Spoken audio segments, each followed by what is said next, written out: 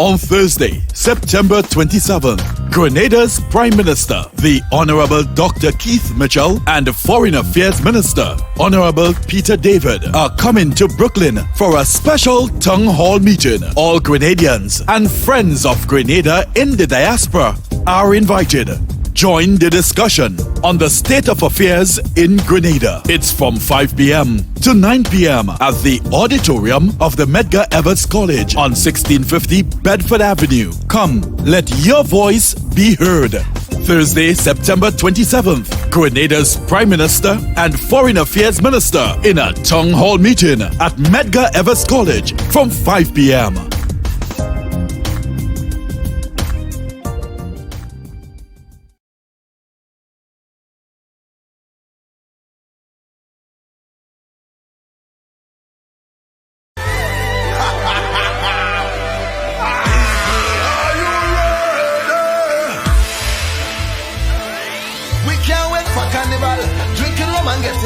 Roaming all over the town, that is how we are with fun. Whoa, ooh yeah, whoa, ooh yeah. Well, foreigners from all over, coming down to Grenada. Yes, they like in the job, yes, they like in Spice Mask. Whoa, ooh yeah, whoa. Grenada, they can't wait for us to come. They can't wait for us to come. Oh, you come.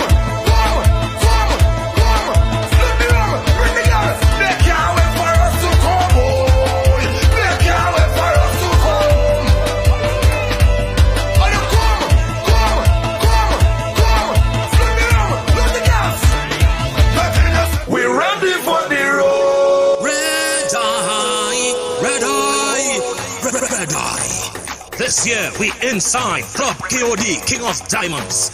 Red Eye returns to Club KOD, King of Diamonds. This year, we inside. The three kings are coming. Three big soca stars live in Red Eye. Saturday, October 6th, Miami Carnival Weekend. Performing live, the Viking, Bunji Garlin.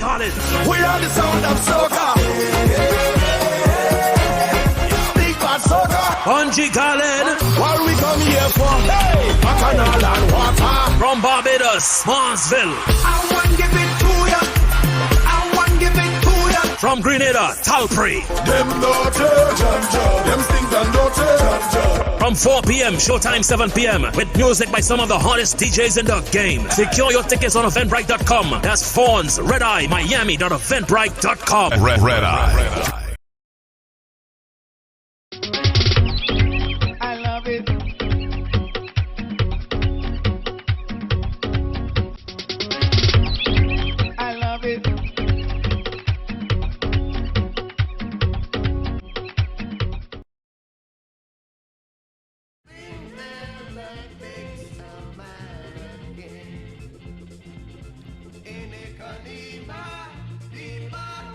Let me first say good afternoon to everyone as we do this special ride-along broadcast live from Medgar Evers College, live from Brooklyn. It's a special ride-along, so we know what we say, shed it ting, one and all. How you doing? Sonia McKee, John, I see you. Again, this is a special ride-along broadcast town hall meeting as we broadcast live from the Medgar Evers College. Ian Baker, big up yourself. Good evening to you. Dennis Chitram, how you doing? Guys, we're waiting on the event to start, so this is the early start. This is the early chime in, right? So I want you guys to go ahead and share it in because today we have the Prime Minister of Grenada, Honorable Dr. Keith Mitchell, is going to be here, and also Honorable Peter David, the Minister of Foreign Affairs, is going to be here as well. So your opportunity, guys, right now to go ahead and share the program. Let me know who watching. Dennis, I see you. Ian Baker, I see you. Who else? Lyndon Charles, I see you as well. Thank you guys so much for watching. Thank you so much for chiming in. This is going to be a long program, by the way. This program would go on up until, I believe, 9 p.m. or a little bit later, about 9 p.m. And if you are watching outside or inside of the New York City area, you have an opportunity to come on down as well. The event haven't started as yet, so you have an ample time, all right? Big up yourself. I share from London. Let me know where you're sharing out from. Ian Baker, let me know where you're watching it from, guys. Let me know where you're watching the broadcast from. Let me know if the audio is clear. Let me know if the audio is clear. Let me know if the visual is clear. Because I'm not in the SUV today, all right? I'm not in the SUV today. Who do we have? Who do we have? Lacey J. Let me show you. Listen to the music, guys. Listen to the background music. Come and see for yourselves. Come behold what we said. That is the music that vibing inside here today, right? If you're making your way down right now, Not just beautiful people. start making your way down right now. Start making your way right now into the Medgar Evers College Auditorium. That's where we are. All right? Dennis Chitran, pick up yourself. All you, roll call. Let me know where you're watching us from. Let me know who watching and where you're watching us from. Kathleen Thomas, pick up yourself. How you doing? Shakespeare, Mass and Big Drum Dance. Who else we have? Patrice, how you doing? Pick up yourself. Maroon Fest. Lacey J, always giving trouble as usual, eh? Always giving trouble, boy. Always giving trouble. Guys, again, I want you to share the program right now. Share the program as we come to you live from Brooklyn, New York. It's the Chung Hall meeting, and I have here the program. We have Dr. Keith Mitchell, who's going to be speaking shortly. The meeting is going to be chaired by Anthony Bridgman. The welcome remarks by Anthony Bridgman. Prayers is going to be by Pastor Martin Scott. A national anthem of the USA. Amina Caesar, the national anthem by the audience. We're going to sing the national anthem. You'll have a brief remarks by Dennis Donaldson. And brief remarks again by Honorable Rosemary Welch, Consul General of Grenada. Hey, big up to Kathleen Thomas. Big up watching from where? Toronto. Big up yourself. Big up yourself. Big up yourself. Our blue skies and the sunny weather. Hey. No freezing temperature. Lois, happy birthday to Lois. Amelia McLeod watching right now. Thank you all so much, Amelia McLeod. And fresh fruits. Guys, this town hall meeting is also going to give you an opportunity to ask your question, all right? Give you an opportunity to ask your question. So if you are on the outside and you want to pose a question to the Prime Minister, we're going to facilitate that as well. We're also going to be taking calls, live calls, interactive calls, all right? Hold on, let me fix something. Let me fix something. Right, so this is the podium, guys. This is the podium. And as soon as the event starts, we'll make sure to give you everything live. In the meantime, it's all about the vibe. And I want to know where you guys watching us from.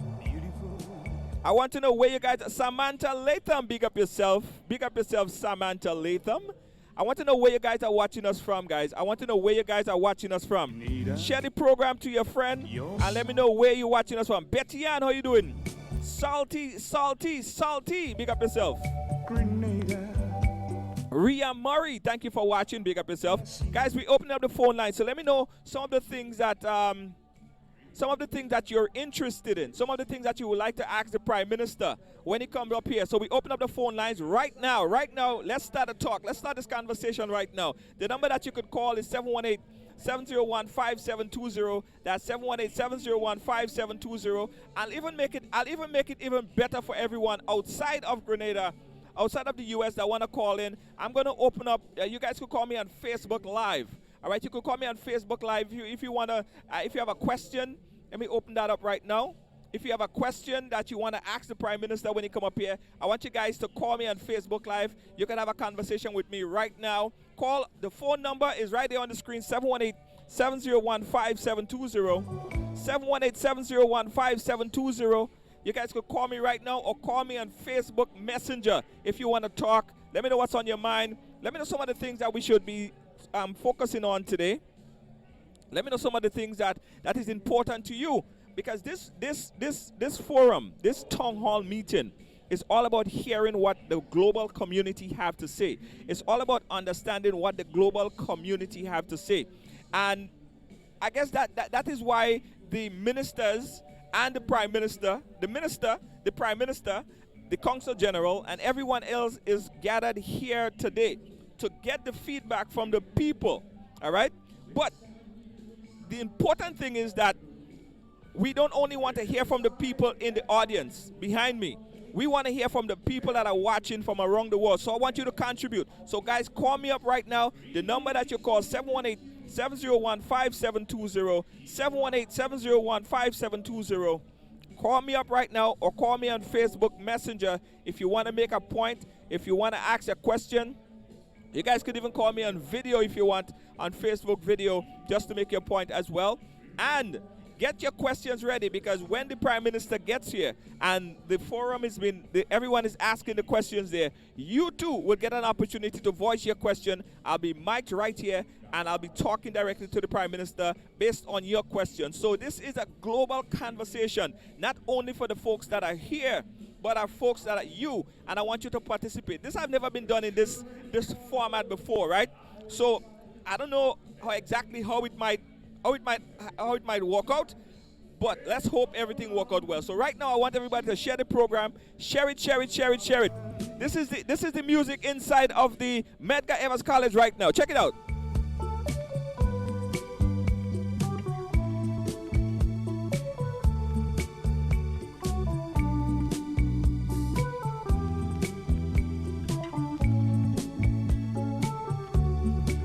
Yeah, this is the music inside of the Medgar Evers College right now. Guys, share the program. Amelia, big up yourself. Alicia, we have Alicia Hastick, big up yourself. Marie Smith, big up yourself. The Prime Minister is not here as yet, but I want to talk to you guys. Call me up on Facebook Messenger, or you could call me live on the phone. The number is 718-701-5720. I'll pin the number. 718-701-5720. 5720. That's the number right there. And I'm going to pin that. Right, I'll pin that number. I get in a call. Caller, you live? Hello? Hold on.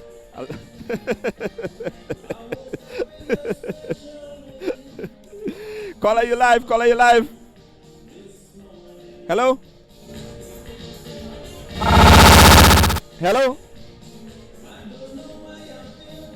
Hold on, caller. Caller, are you hearing me? I'm hearing me? Yes, caller, go ahead. Okay, all right, good. I'm calling from Grenada. One of my greatest concerns is the Ministry of Labor, right? Yes. The Ministry of Labor over the years has failed to actually deal with the sad realities that we have in Grenada as we look at minimum wage and labor issues and so on. We have a new Minister of Labor now. I would like to know Hold on, caller. Hold on. I gotta fix something. Hold on a second, caller. Hold on. I gotta fix something. I'm hearing my voice doubling back. You see, we're fixing the thing, so when the thing real start, we ain't gonna have that problem, right? In the meantime, share the program. Neighbor.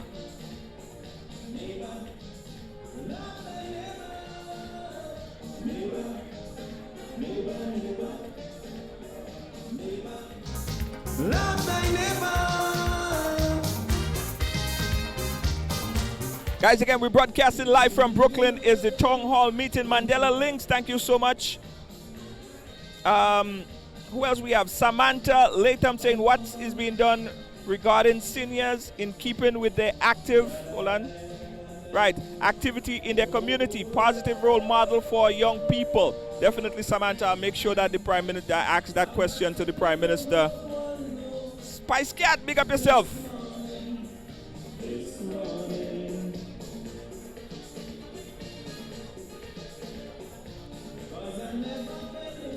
Yeah. Big up yourself. Let me know where you're watching from. I don't know if it's just a dream. This morning.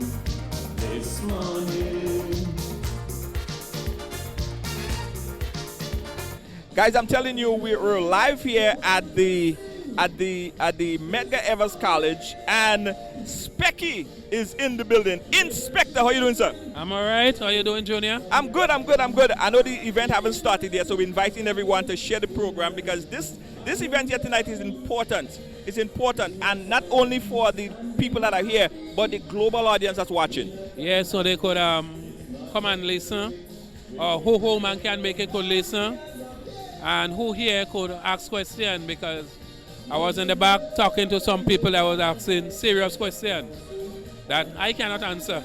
You understand? Who we put in charge could answer it. I just here to show my respect and to just give a few entertainment that before the PM come on.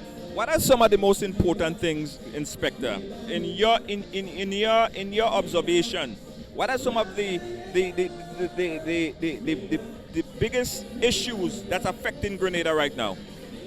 Well, yeah, different. And I think, to be honest with you, people want work. Yeah, jobs is very important because you see, Junior, once you work in a country, you know, once you have a job that people could do more. You know, people could do more with their life, with themselves, because there's a lot of people who finish school, subjects, and home. Some of them doing the boosting program, which is not much, you know. A lot of people, so it's like you go to school, you get subjects, and it's like, what? You know, so jobs, very, very, very, very important, you know. And Grenada is a place that changed a lot because of technology. You know, modern technology changed the place a lot. So even the young people are coming up now, the generation, very different. You know, the generation different, and by any means necessary. Remember, they have to survive. You know, so jobs, very, very, very, very important. I remember they had some robbery in Sotes about 2-3 years ago. And when you go by the courtroom and you look, it's a set of young fellas. You know, and that is terrible, you know. So work is very, very, very, very important. And then all my life, culture feed me.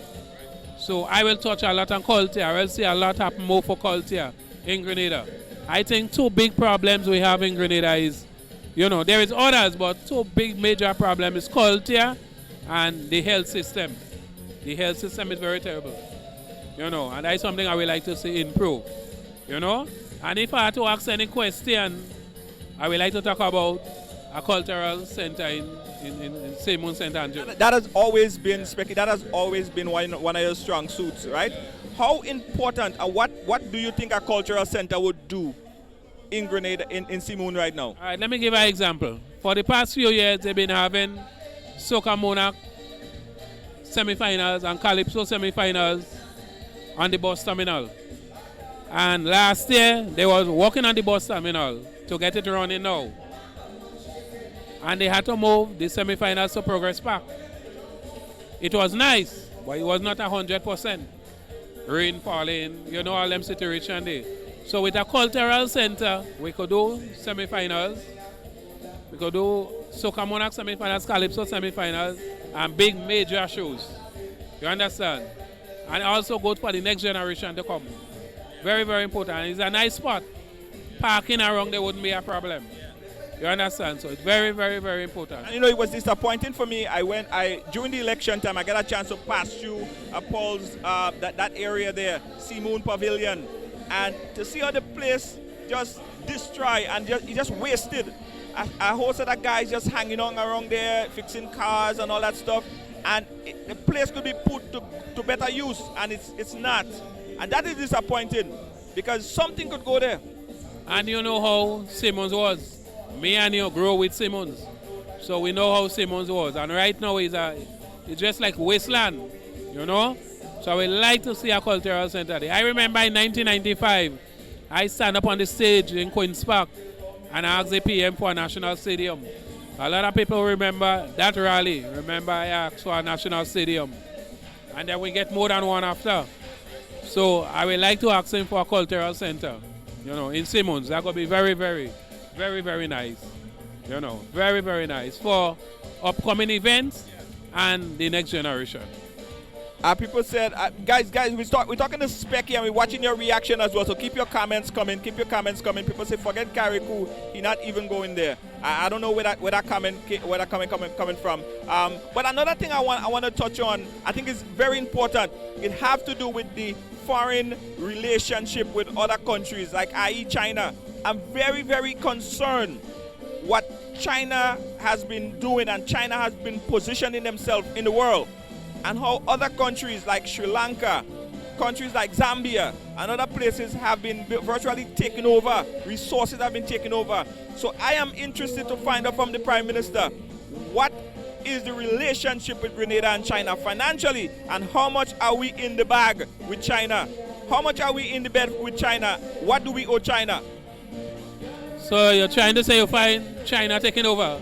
well, it is very obvious, and people would agree and admit. We did a couple reviews on what China has been doing. If you look at places like Zambia, there are several different resources. Like you have the electric company, because China Zambia defaulted on some of the loans, right?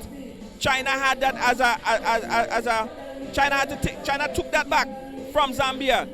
The communication facilities there as well has been taken up. So my question is, there's always no free lunch. So what is Grenada? How deep is Grenada in bed with China? And what do we owe China? Because there had just been a $4.5 billion allocated accessible to Grenada. What does that mean? What is the interest rate on that? $4 billion is a lot of money. What's in it for them? What they getting back? What is it in return? And that's very important, because they're just spending their money free. They don't do nothing free. So, well, the PM go on side better than me. Yeah, the PM go. That is one of the questions that I think is very, very important. And I want to be able to sit next, right in front here, and ask the Prime Minister that question. And also get the Peter David response to that, because he's the Minister of Foreign Affairs. And I think it's important that we get a good answer as to how deep are we in bed with China. What do we owe China? There is no free lunch. There is no free lunch. And I think it's clear that the leaders answer those questions. And I don't think that they have any doubt not to answer the questions. So that's one of my main things I want to find out here today. And I was looking at the news, and I think China gave Africa a couple $1 million well. And people are asking the same question, like, what are they looking for? What are they digging for? Well, China, I did some reviews on this. I took a look at this. I looked at a number of different documentaries. To me, China is looking for a lot of countries that have resources. It's just like any other country that is developing, because China just recently became as developed as how it is right now in the matter of past 10, 15 years. So China is looking for countries that has those resources. And Africa is very rich in resources. So why is Grenada so attractive to China, and what is owed to China from Grenada? That's my question. That's one of my main questions. I don't know, maybe they hear we have oil like Trinidad. Who knows? Guys, we're live here. It's the town hall meeting, an opportunity for you to connect with the Prime Minister.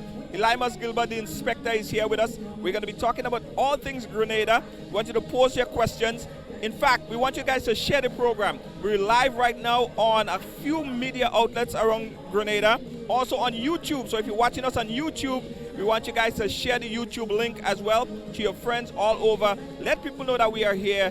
The Prime Minister is not here yet. In fact, you see the podium is all set right there. So when the Prime Minister comes in, you get an opportunity to talk live with us and talk live to the world.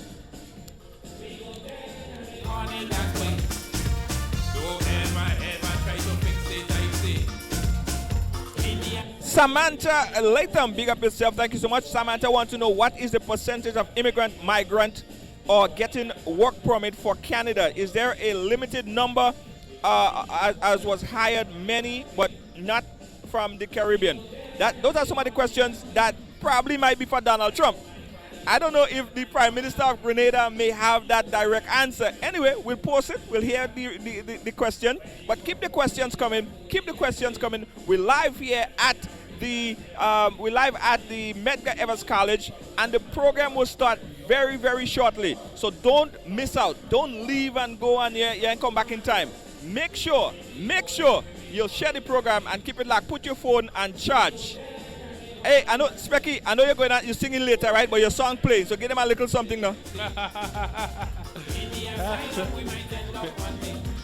You are the last one to know. You could ask anywhere you go. You are the last one to know. So why you behaving so? Share the thing, share the thing, share the thing. If you finish work early in Brooklyn, come over, come and ask questions. You know, don't just stay back and just listen to people and listen to gossip. You're getting the chance to ask your question.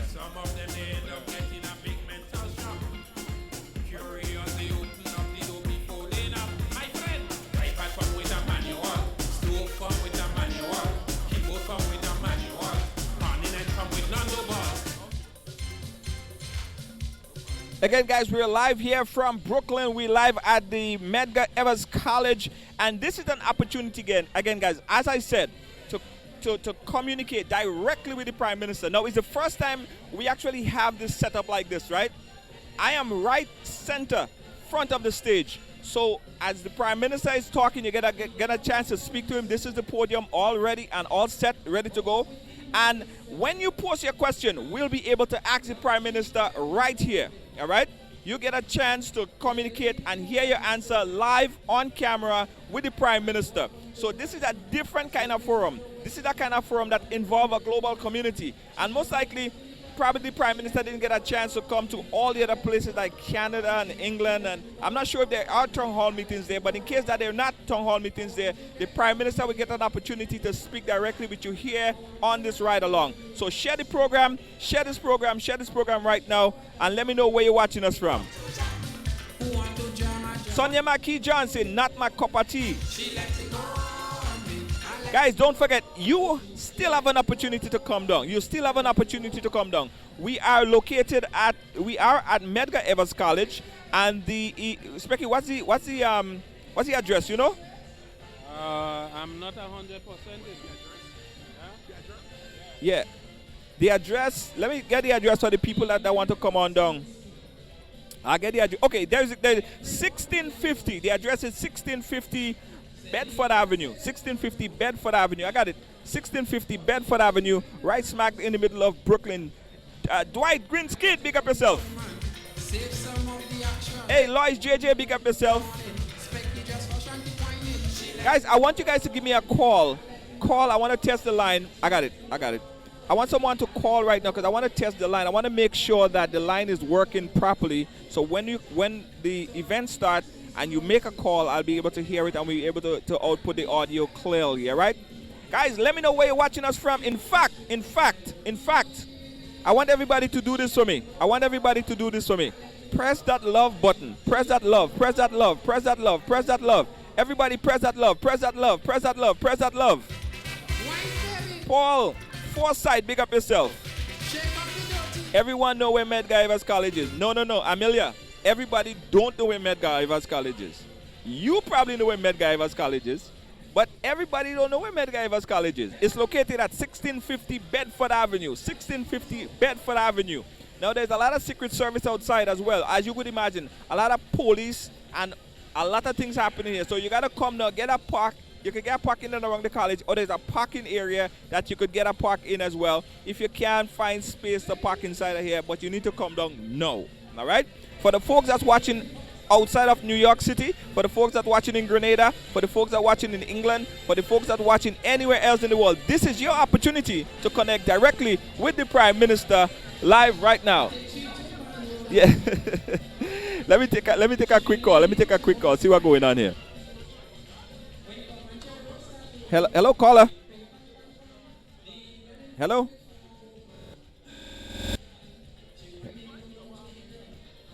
Okay, hello, caller. Hi, caller. How you doing? Okay, where you calling us from? You're calling us from Brooklyn? Hold on. I know why. 1 second. All right, hello. Okay, I think I know why. I know why the audio was coming out like that earlier. All right, caller. So, what part of Brooklyn you calling us from? Flatbush Avenue. So you on Flatbush Avenue. Why are you not here? Caller?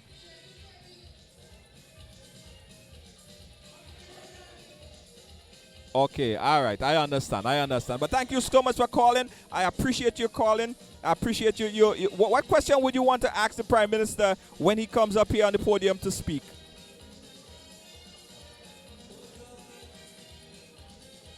Uh-huh. Yes.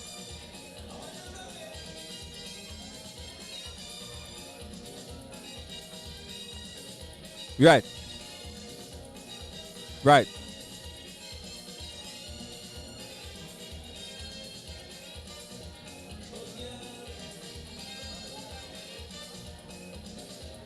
Happen. Yes. The Prime Minister himself used that road to go to his home in Happy Hill. Yes. And I want to know what is their plan about fixing the road. They started fixing the road. Yes. And they fixed the road from the middle, not from one end to the other end. Okay. They started fixing the road in the middle. So Yes. one end wasn't fixed, another end wasn't fixed. Right. And that did not make any sense to me. And they completed it. So they started in the middle, they went to one end, and they have another end unfixed. So, I mean, this road been like that for years. Right. So I just want to know what's the plan on that. Fixing infrastructure will create jobs. Absolutely. Yeah, I agree. I agree with your caller. So when the Prime Minister comes on, we're going to make sure we ask him about that road situation, all right? Okay, thank you. All right, thank you so much, caller. Yeah, guys, we're taking your call. The number you call 718-701-5720. That's 718-701-5720. This is a live broadcast.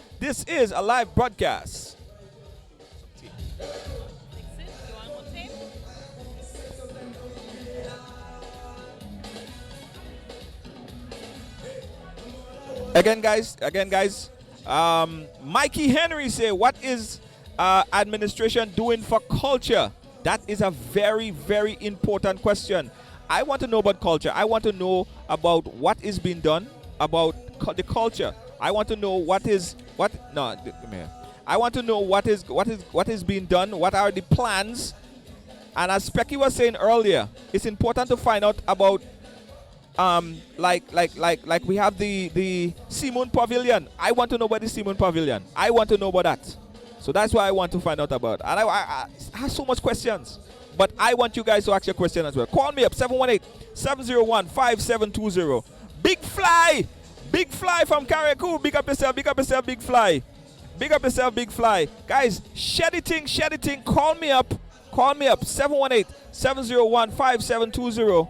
718-701-5720.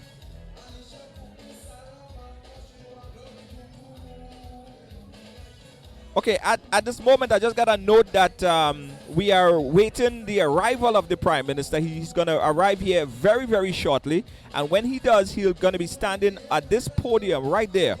Yeah, that's where he's going to be, standing right at the podium and delivering his speech. Now, when he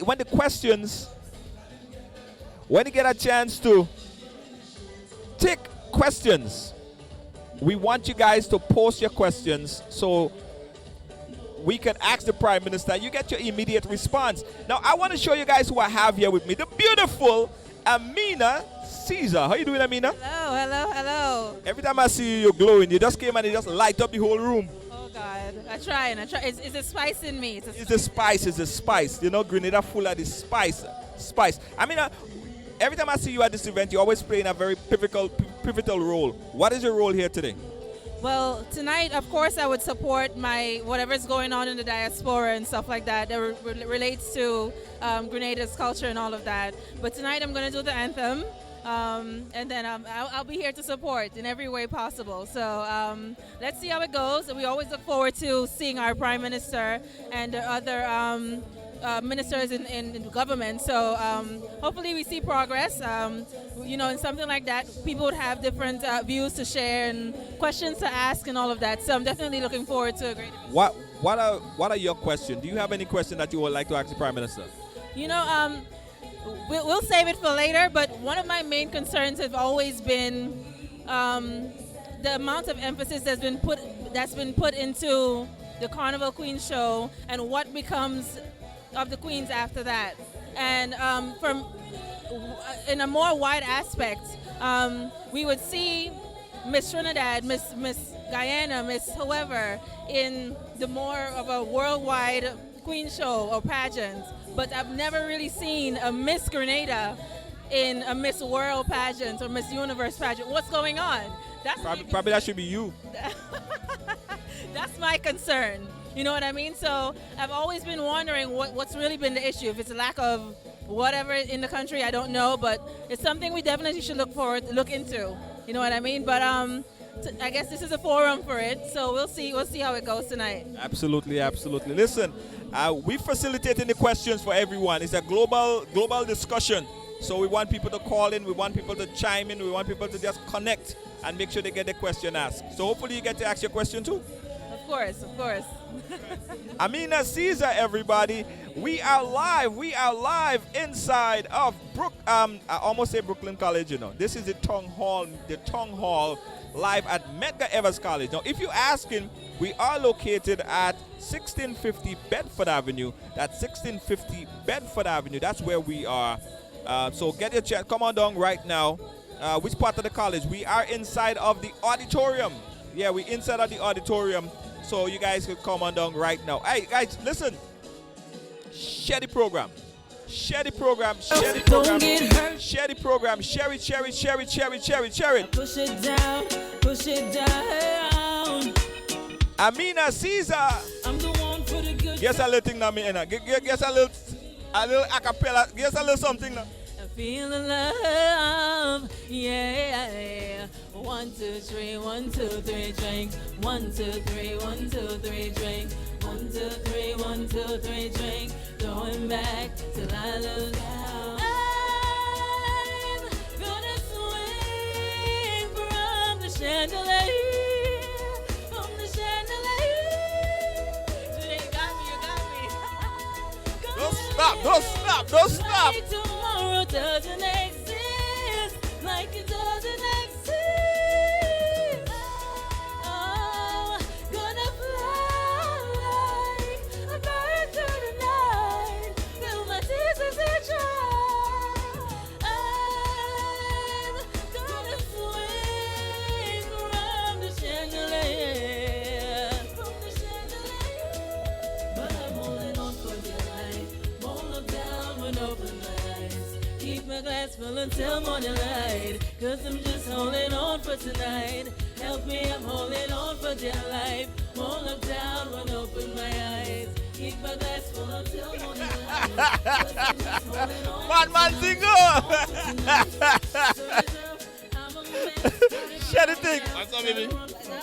Wait. You gotta say something before you kiss Amina, man. Say something. Hello. That's alive.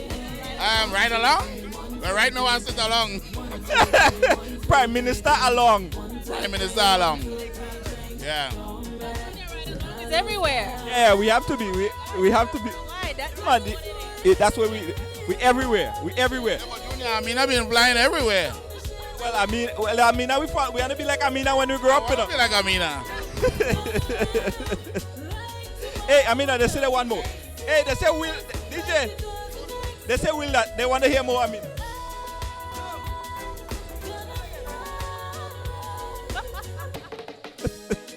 They say they want more. Amina, give them a little piece again.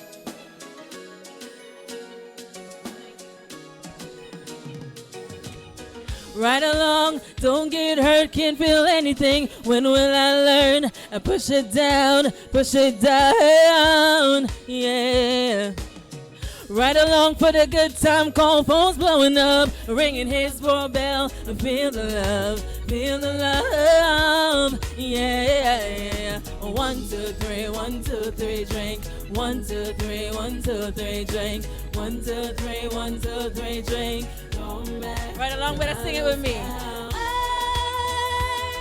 gonna swing from the chandelier,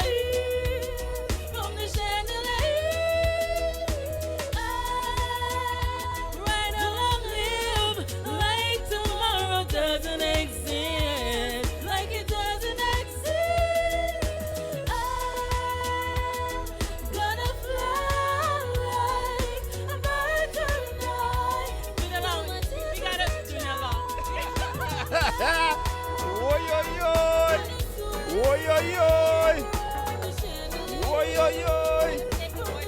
You had to save me for the anthem. Yeah, she had to save me for the anthem. She had to save me for the anthem. Guys, we are live. I want a little call me right now. I want a little call me. I mean, we go chat after. After. All right? Listen, I want you guys to call me up right now. The number 718-701-5720. 718-701-5720. Let me know what's on all your mind. No tears, no pain, no sorrow.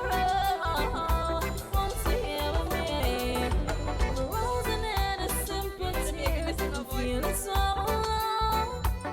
And if you're thinking about finding me, baby, look where you left me. And I can spend another day without you calling out my name. But if you wish for a second chance, my wish is just the same.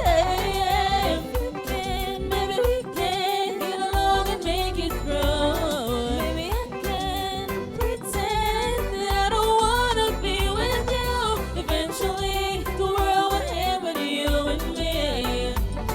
Maybe we can soar from now and forevermore. Give me a second chance, my love. We can love till eternity. Listen, guys. This is Right Along Inside, getting ready for the Prime Minister to make his way right now, right here. I see Lacey J made a statement there that the biggest joke was, and I said the Prime Minister is out, the Secret Service is outside. And it's true. Anyway, let me give you a bit of a knowledge, right? Anyway, the Prime Minister or any foreign official, any Prime Minister that travel into any country into the United States always have Secret Service escort. This happens every time. Just a bit of informational knowledge for you guys. Anyway, caller, you live. Where you calling us from? Hello? Hello, caller, you live? Hello? Caller, you live? All right, caller, we're not hearing you. Call back. Right, so a bit of information for you guys. Whenever the Prime Minister travel into the U.S. and goes anywhere, even if the Prime Minister is going to play a game of dominoes, right? If the Prime Minister is going to play a game of dominoes, he's always escorted by the Secret Service. Always. So the Secret Service, before we came here today, the Secret Service had to do a full pass-through, all right? Had to do a full walk-through and make sure that it's a safe venue area for the Prime Minister. So when the Prime Minister comes up on stage, you'll see he's standing next to the Secret Service. Those guys are going to be in suits and tie, and they're watching around, fully armed. Don't watch them so they're bad as yours. They are here protecting the Prime Minister and wherever he goes while here in the United States. All right? But anyway, guys, call me back up. Let me make sure my lines is working properly. Number 718-701-5720.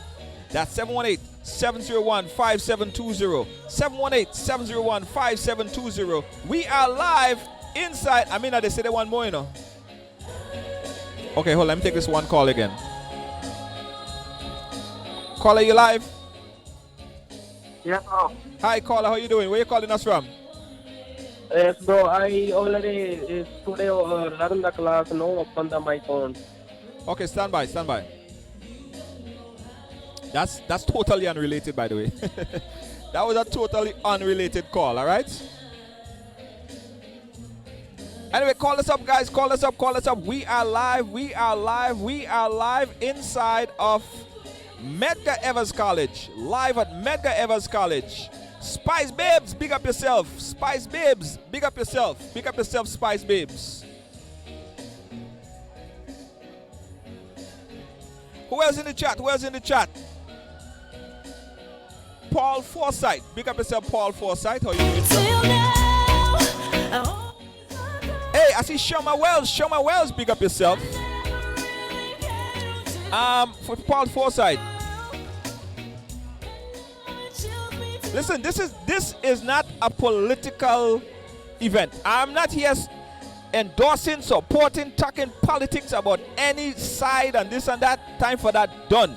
We're talking about development, upliftment for the country. I want to hear about things. I want people to put forth questions to the Prime Minister, the Minister of Foreign Affairs, about how and what is needed to build Grenada. I don't want no partisan stuff. Listen, I am not here representing any political party. I'm here representing for Grenada. So keep all your partisan political things far. This is not the forum for it. All right? I'm not here about that.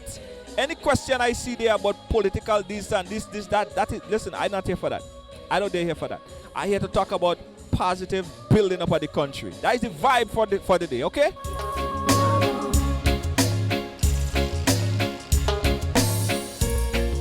All right, share the thing. Hey, Arnell Paul, big up yourself. Anthony Wendell, the Riggs, big up. Hey, the Riggs, big up. And hey, Salandi, how you doing? Amelia McLeod, I agree. Yeah, Rockefeller. The wolf is in the auditorium.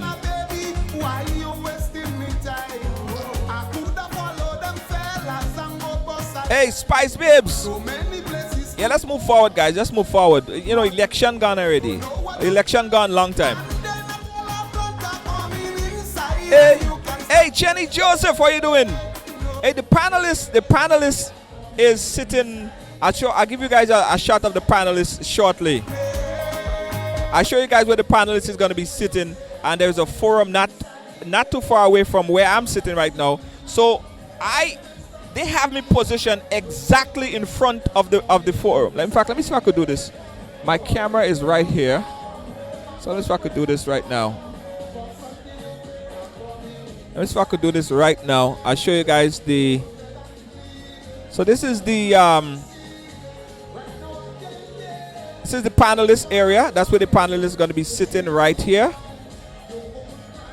All right, and I want to get a chance to show you guys the audience as well. I want to show you guys the audience. That's what it looks like right now. Let me turn around. Let me see if I can get this camera to the audience. You see, it's not really packed up as yet. It's kind of early still. People still coming. It's early times. It's early times. People just start to come in. But you know what they say? Bye, people lit.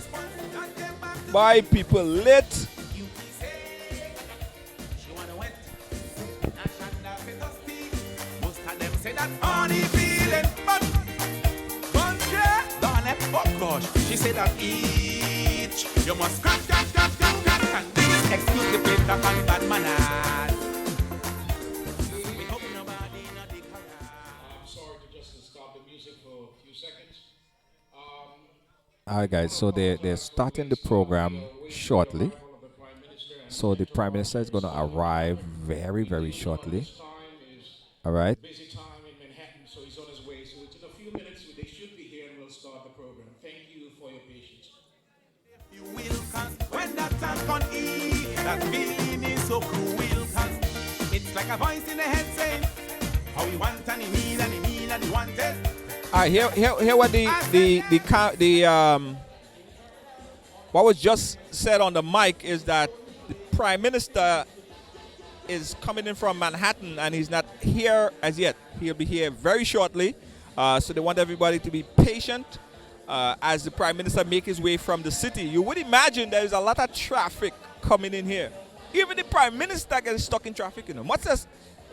I almost got stuck in traffic, but you know, I know shortcut. I'm from Brooklyn. I know how to go to the back roads and all kind of things to get here. So, you know, probably they don't know as much as I know. I take back roads and side roads and stuff to come here early. So, I don't tell the Prime Minister how to get around kind of faster when he come into Brooklyn. Because I'm a place. Amelia McLeod, how you doing? Gil Williams, big up yourself. Hey, Paul Forsyth. I see myself. Paul, big up yourself. Somebody's supposed to plug out. Alright, guys, call the number 718-701-5720. Call me up right now. 718-701-5720. 718-701-5720. This is a special broadcast. This is a special ride-along broadcast. We're telling you and talking to the Prime Minister of Grenada, Carriacou, and Petit Martinique. And there is so much that's going to be said here today. There is so much that's going to be said here today, guys. And it's the first time we're doing this in a forum where the youth in the audience, in the global viewing audience, going to get a chance to actually speak directly to the Prime Minister. So it don't matter where you are. It don't matter if you're in New York, if you're in Canada, if you, wherever you are, you get an opportunity to speak to the Prime Minister live. This is where we are in terms of technology. Right, so let's talk to one of the individuals that is very instrumental in making this event happen here today. Officer Nimrod, tell us about the event here today and putting together such a magnificent event for the people in New York. Well, you know, Junior, it's a long time the Prime Minister didn't address us here in New York. You know, long time he was here shortly after the election, but you know, he wanted to do something more comprehensive. So we embarked and put in something where he could engage all Grenadians, come out and let us know what's happening in Grenada, the progress, and just bring warm greetings to us here in New York. Right. So, and it's convenient because the UN General Assembly is happening right now. So the Prime Minister and the Foreign Affairs Minister happen to be in town. So that's a very appropriate time so they could come and address the people here. And I also know that the Foreign Affairs Minister is going to be speaking on Friday. Tell us about that. Yes, well, as you know, as you said, the Prime Minister is here with the Foreign Minister and the Minister of Health, the Honorable Nikki Steele, who is also going to be here tonight addressing Grenadians in the diaspora. And then, you know, coming up over the weekend, it's Grenada's turn to address the United Nations, and we would be there in the United Nations showing our support as the Honorable Peter David addressed the world on behalf of Grenada. Absolutely, and that is something that I want you guys to pay attention to as the Honorable Peter David get a chance to address the UN General Assembly. That's tomorrow. And there's a post-event that we're also going to be at to talk to the Foreign Affairs Minister and get your views as well. Listen, we're connecting, we're connecting everybody. You're getting everything. You don't have to worry about anything. We're getting everything. Nimrod, what could we expect from the event today? Well, you know, there's a lot going on in Grenada. So the Prime Minister is going to bring us up to speed. Those of us that, you know, not fortunate to go to Grenada often. So he's going to bring us up to speed with some of the many projects, some of the industries that are on an upswing in Grenada. And, you know, basically just let us know. Bring it to us. We're going to have persons from the audience asking questions of the Prime Minister and the Minister. And he's prepared to answer the questions. So any concerns that anyone in the diaspora have, when they leave here tonight, their concerns will be addressed. Yeah, I want to be mic'd right here. I don't know if you can facilitate that, Nimrod, but because the people from around the world is going to be watching, I want to be positioned right here where I could ask a few questions. If you could point to me at a certain point in time where I could ask one or two questions from the general audience that's watching around the world, that would be fabulous. Well, you're perched in a unique position because you're going to serve as the moderator. I guess a lot of the questions going to come through you, and you're going to mesh that with your questions, and we're going to leave here more enlightened. Absolutely. I appreciate that. I appreciate being here, and I appreciate getting an opportunity to take global perspective questions straight to the Prime Minister. And, you know, I want to thank you because I reached out to you, and you didn't even let me finish asking you, and you said absolutely. So, you know, it was great of you to step up to the plate. You didn't even let me finish ask you what I wanted you, what I was calling you for, and you said, I know why you're calling. Absolutely, I would do it. So I want to say thank you for you always giving back to the, not just the Grenadian community, because I'm not on Facebook or anything, but as them children say, we global. So it's not that you're broadcasting to just Grenada. Whenever you broadcast, it's people around the world tune in to you, so we know we global. Absolutely. Thank you, Nimrod, and thanks for doing this, guys. I had to be a part of this. I had to. I could not be here. I could not be here. Now, the world wouldn't forgive me for not being here, so I absolutely had to be here to connect. Now, here it's going to go, guys. Here we're going to go. You have questions. The Prime Minister have answers. So I want you to directly post your questions. I could even pipe your questions into the microphone, and let your questions be heard right here, right now. That's where we're taking technology. Hello, big up yourself. Guys, I want you to call me up right now. 718-701-5720. Let me see your questions. Let me hear your questions right now. This is the number, 718-701-5720. We're going to take it that step further. Guys, anybody want to connect with me via Facebook video, call me right now. You want to connect with me via Facebook video, call me on Facebook video right now. Call me directly. You know my name, Junior George. Call me on Facebook video. I'll put you up. Make sure you have your hair done and thing, because you see my hair kind of nappy. But I know for the female, make sure all your hair done and thing, because I'm putting all you on the live right now. Call me on Facebook Messenger. Let us talk. Let me know what's on your mind. You don't have to pay for the call. Call me on Facebook Messenger right now. Let us talk about what's on your mind, what concerns you. All right, let's do it right now. Hey, Pauline George, answer your phone. Pauline, call me. So you have two options, You could call me on Facebook Messenger right now, or you could call me on the 718-701-5720. You have two options. So all you can say, I'm making it accessible for people to call. Two ways. Call on Facebook Messenger or call 718-701-5720.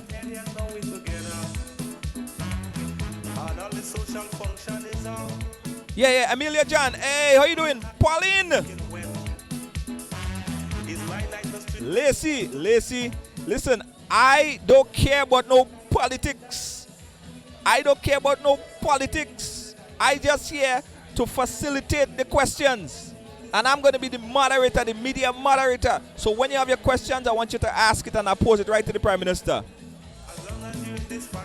The event, Bernadette, the event is taking place right now at a place called Medgar Evers College. We're at the auditorium right now. So we want you guys to come on. We are the auditorium at Medgar Evers College. That's where we are right now. All right, I had to fix something. Hey.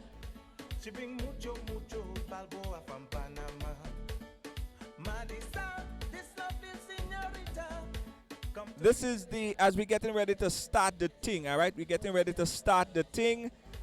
We have the organizers, we have the MC and the Consul General of Grenada as they make preparation and for the Prime Minister to enter the event. Johnson BM Mitchell ask the Prime Minister what he is going to do to correct the mess going on in Granans Beach. Very, very good question. Hey, PD Francis. Big up yourself, PD Francis. I see you. Don't forget, guys, share the thing right now. Share the program. Share. All you see, people start to come, but you know what they say. You know what it does say, right? You know what it does say. It does take a time. Grenadian boy, I'm telling all you about. You telling me about Grenadian people, boy? Big up PD.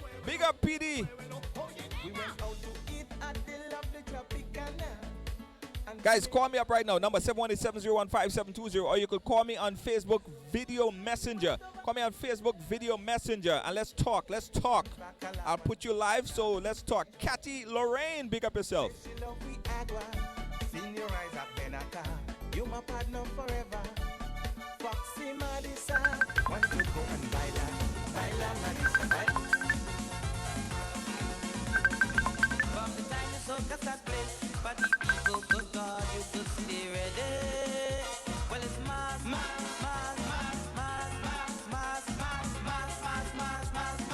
Hands up in the air, baby, mass. Good God, you go say that. Yes, we are live inside of Medgar Evers College, 1650 Bedford Avenue, giving you an opportunity to talk live with the Prime Minister and giving you an opportunity to come in video live.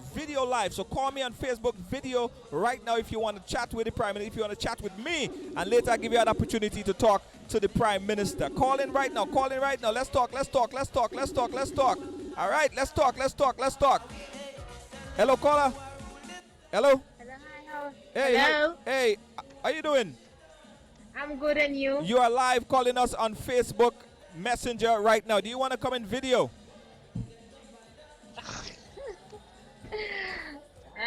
Not right now. Okay, no problem. What question do you have for the Prime Minister?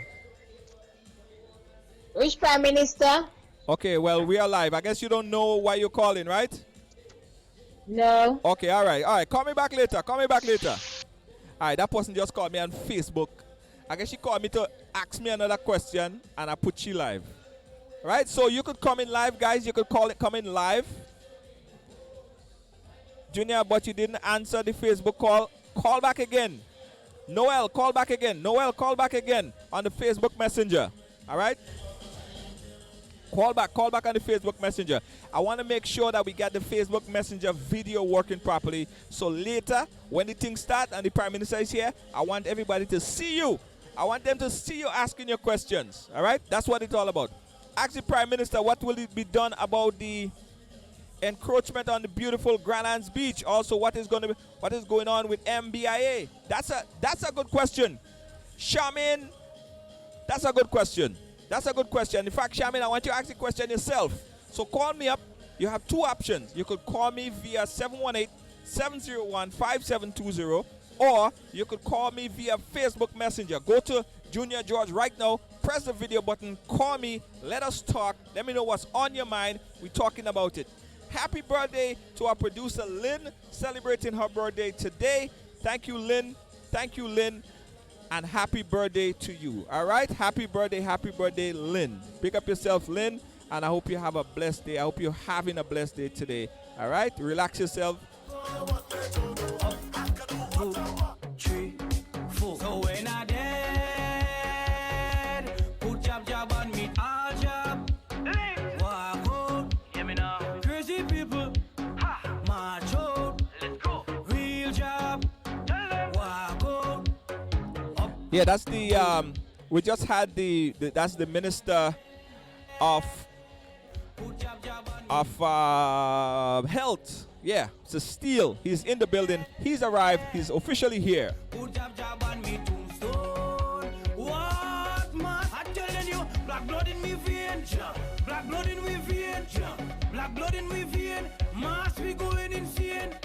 Black blood in me vein, black blood in me vein, black blood in me vein. Job we going insane. Cause me mother was a jab woman, and she pick up a jab man. He give her some jab sex. 9 months later, well I was born. Right in a jab hospital, I was Christmas jab. Again, guys, you're watching us live. We want you to share the program, share the program, share the program. We are live. It's officially gonna start soon. Johnny G, big up yourself. Johnny, I just saw you call me, but I couldn't take the call. That's my big brother, Johnny G. Big up yourself. I know he's watching out there from somewhere in Brooklyn, New York, making his way down here. Guys, there's still an opportunity to come down, all right? There's still an opportunity to come down here at the Medgar Evers College. Medgar Evers College. That's where we are right now.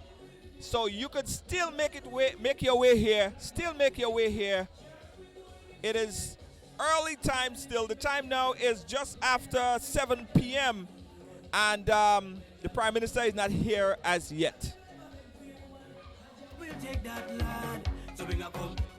Don't make job rich in you. Job don't wash him.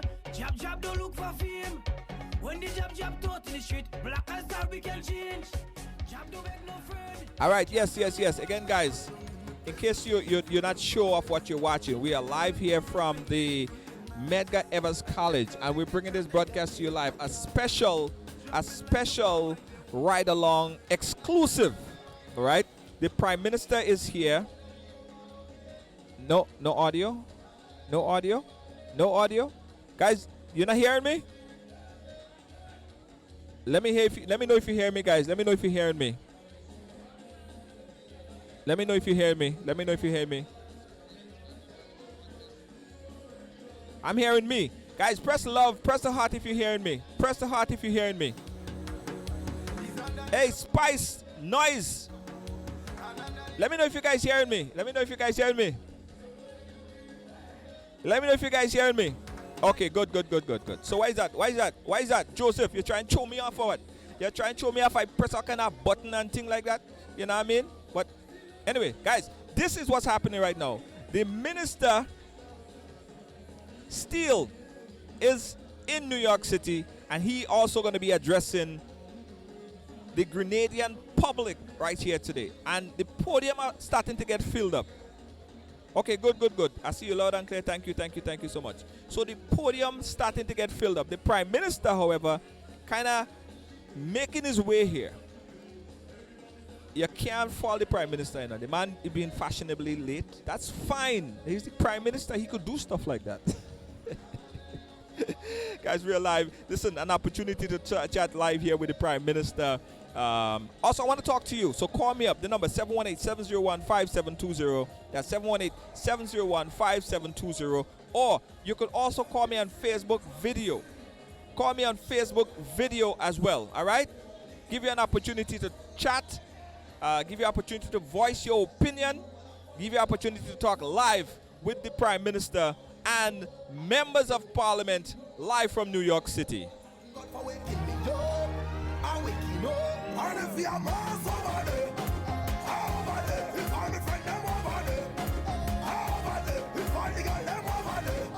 Hey, Glenroy, Glenroy. Shotwave, big up yourself, Shotwave. Tell you that we all over. Tell you man a survivor. And we not giving up. We not giving up.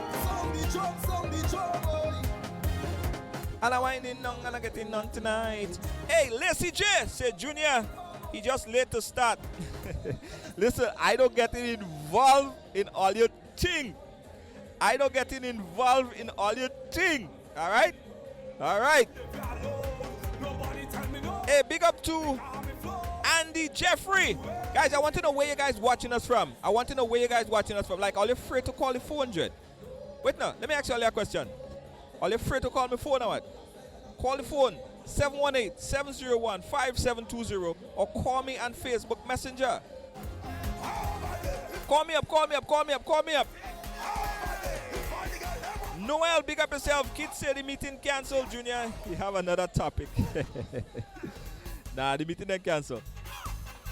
Amelia McLeod.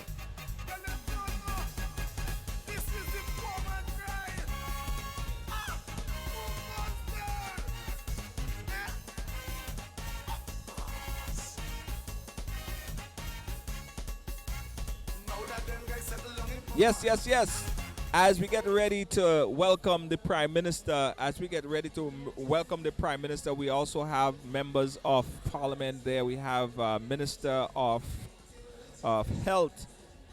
Mr. Steele is ready and waiting. We have sitting next to him, the Consul General. We have other ministers who are already making the way. They're actually greeting some folks at the back, but it's going to start shortly. The podium right now is going to be, okay, we have the MC for the show today. He's about to grace the podium, and yes, as soon as that happens, we are going in live. Yes. Good evening again, ladies and gentlemen. My name is Dr. Anthony Bridgman, and I will be the chairman of this evening's event. We are still waiting the arrival of the Prime Minister and the Minister of Foreign Affairs. The latest update we got is that they're on the Brooklyn Bridge, but we'd like to begin by the time they get here, because you have been here for a long time, and I want to thank you for coming out. Yeah, let me make sure that the audio is clear. Oh man, that's not Grenadians at all. Come on, folks. My Grenadian people, how are you feeling? There you go. It's Thursday evening in the city. It's almost Friday. Man, I'm speaking to a church group this evening. We're very happy that you're here this evening to hear about the affairs of Grenada. And as a proud Grenadian, I can tell you on my frequent visits to Grenada, we're doing very well. We have come a long way, not just in our music. Our music is international. Stand by, guys, as we rectify the audio situation. His mic is not going into our system, so we're rectifying that right now. So stand by for the podium audio. And this is being fixed right now. It so happened that the audio was not mic'd in, but it's going to be rectified as we speak. Its natural habitat, people on squad. Give ourselves a hand, folks. We're Grenadians. We're very proud.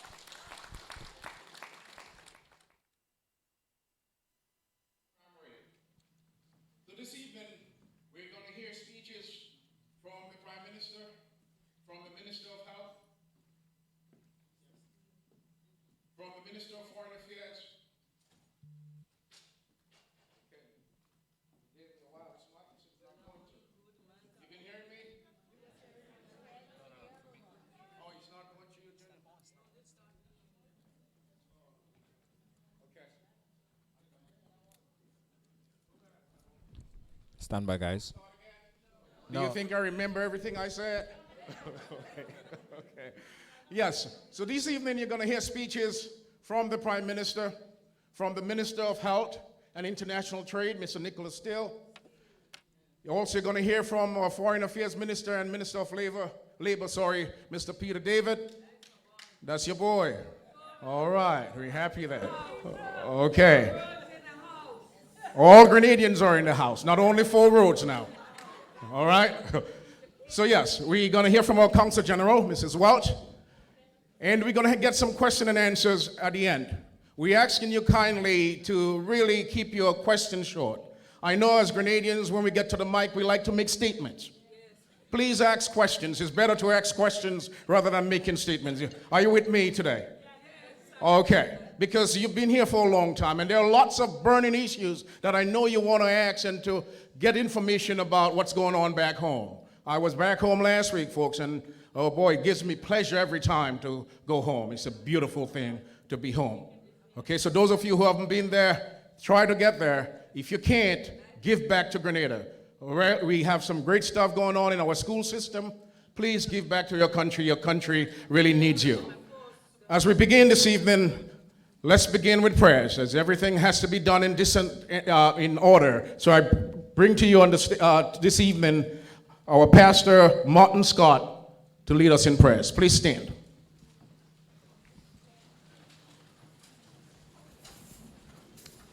Shall we pray? Father, we are thankful for all that you have done for us and where you have brought us through. We thank you for the government of Grenada, Carriacou, and Petite Martinique. We thank you for the one that you have called, ordained to lead us in this season, Dr. Keith Mitchell, and the cabinet. We bless your name today, and we pray that God, that you will continue to shine your grace, show your favor upon the people, the government of Grenada, Carriacou, and Petite Martinique. We thank you for being with us down through the years, and we know that you, the God of all flesh, and you will continue to be with us. We pray for this forum today. We pray that you will bless, oh God, everything that will be said and done. Pray, God, for our Prime Minister and the folks that is with him, that you will bring them here in safety. We give you thanks and we give you praise for every member of the cabinet and the parliamentary, Lord, people that are working so hard to keep the country safe and go through a time of prosperity. Bless this function today as we continue to listen to what our Prime Minister have to say, and those that will be, Lord, sharing their thoughts and the ideas and the things that are going on in Grenada right now. We ask your blessings, and everyone say, amen. Amen. Thank you, Pastor Scott. Please remain standing for the national anthems of the USA and Grenada. Mrs. Amina Caesar will lead us in the national anthem. Thank you.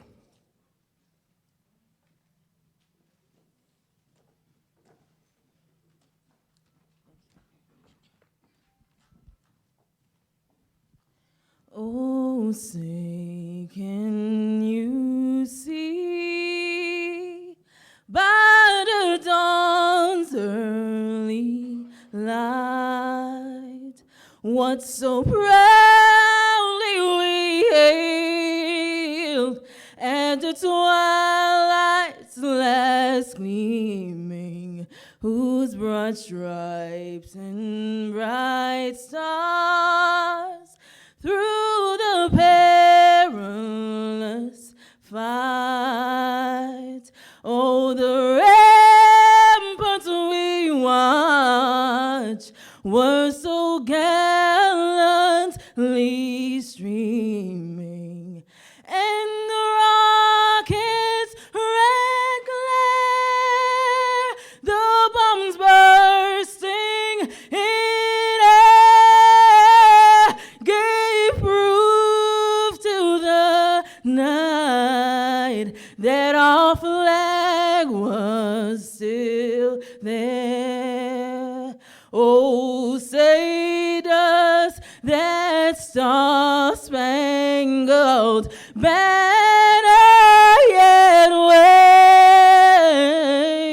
waved? Oh, the land of the free and the home of the brave.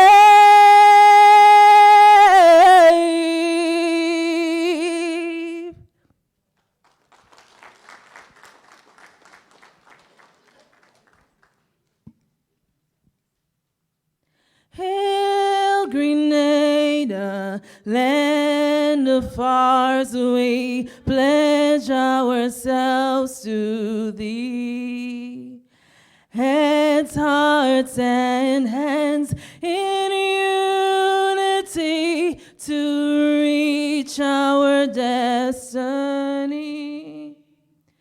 Ever conscious of God, being proud of our heritage, may we with faith and courage aspire, build, advance as one people, one family. God bless our nation.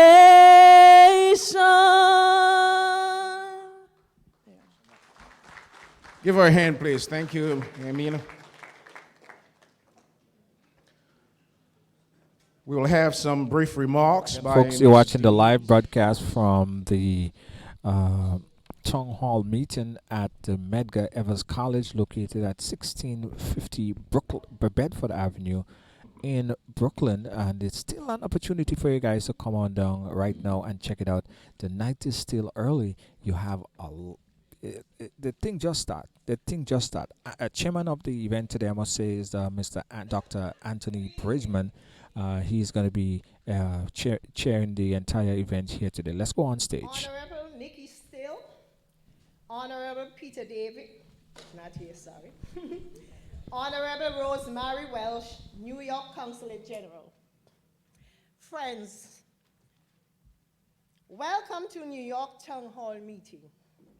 On behalf of the NNP support group, we want to take this time to welcome members of the government here this evening at this town hall in New York to bring us up to date on the state of affairs of Grenada. Thank you.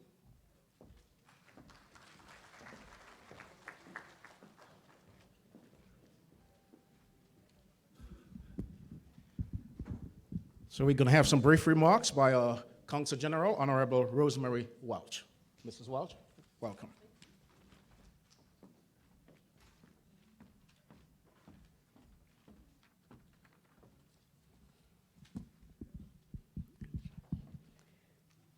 Thank you, Mr. Chairman.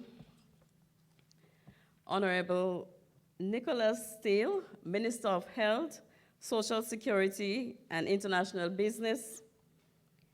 Specially invited guests, Pastor Martin Scott, Nationals and Friends of Grenada, Carriacou, and Petit Martinique, good evening.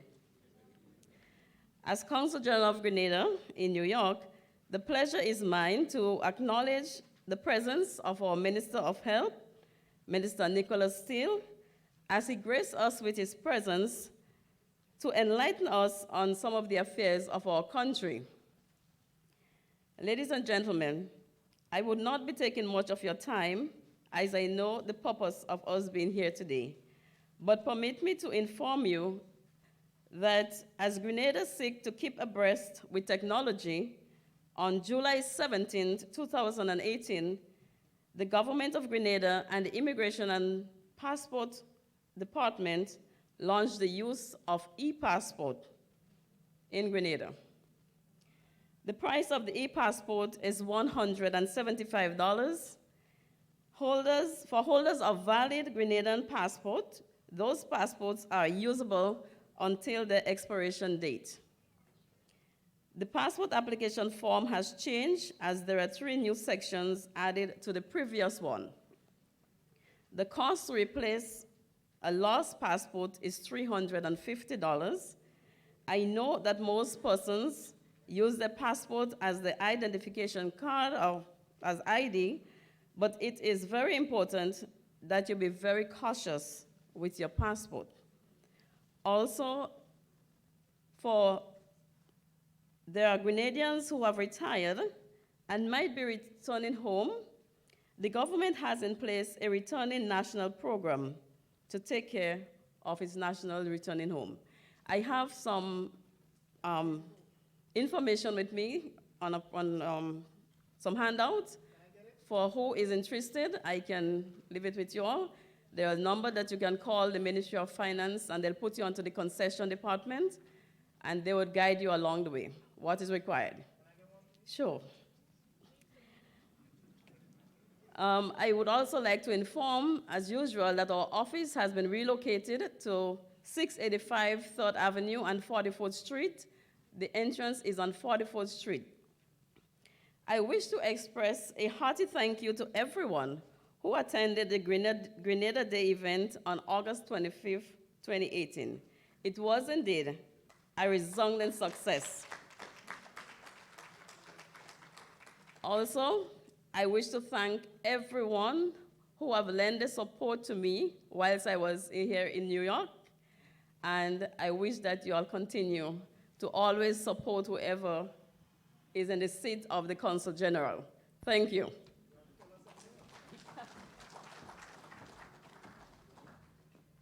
Guys, this was the Honorable Consul General. Thank you, Consul General. I just Mrs. wanted to Walsh. make a note of, because some folks was asking about the address, how they could get here. There's still an opportunity for you to get here. The address is 1650 Bedford Avenue. That's 1650 Bedford Avenue, right here in Brooklyn. All right? 1650 Bedford Avenue. That's the Medgar Evers College. We have now coming up at the podium the Nimrod, who is a police officer here in New York City. Take his comments from the stage. Honorable Consul General. Everyone, please stand as we welcome our Prime Minister.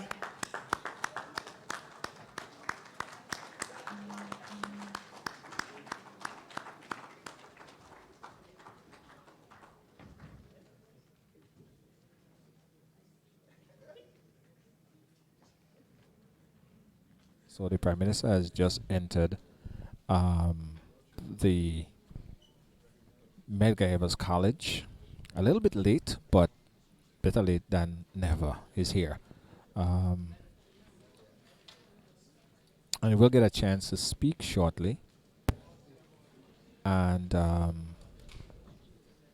kind of a surprise entry, though, because Also with the Prime Minister is the Consul General of the OECS, Dr. Jules. Welcome in, please. Give him a Grenadian. Director General, sorry. Director General, Dr. Jules. Welcome. So all of you continue. So now I'm more nervous. Pleasant good evening to the Right Honorable Dr. Keith Mitchell, Prime Minister of Grenada, Carriacou and Petit Martinique, Dr. Didicus Jules, Director General of the OECS, Honorable Consul General Rosemary Welch, other delegates, and invited guests. This evening, I'm here to introduce to you a very good friend of mine, schoolmate. I must say, as we were in school, I had no knowledge that he was interested in politics. No idea that he was interested in politics, but I'm very proud because, as we all know, that he was in the private sector, and he selflessly gave that up to become a public servant for Grenada. So Grenada has benefited. It is my great pleasure to introduce to you your Minister of Health, Honorable Nicholas Steele.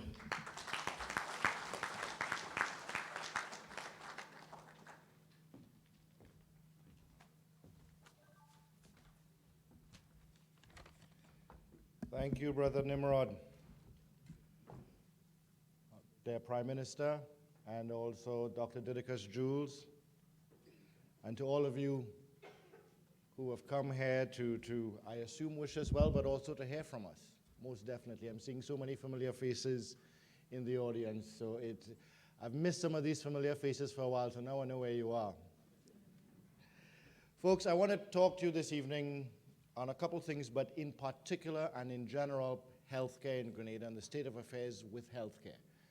I know many, if not most of you, stay abreast with what's happening by directly speaking to friends and family at home and also through social media. So most of you will be very much aware of what some of the issues of the day are in terms of what's being discussed. So I'd like to mention a couple of those and to give you an update, to give you the point of view from the ministry and the government. So let me start first and foremost with the state of affairs with respect to our doctors in Grenada. That has been bantered about quite often. We have on budget, and what is supposed to be 50 doctors in Grenada within the general hospital and hospitals. Right now, we have between 33 and 36 right now as we speak.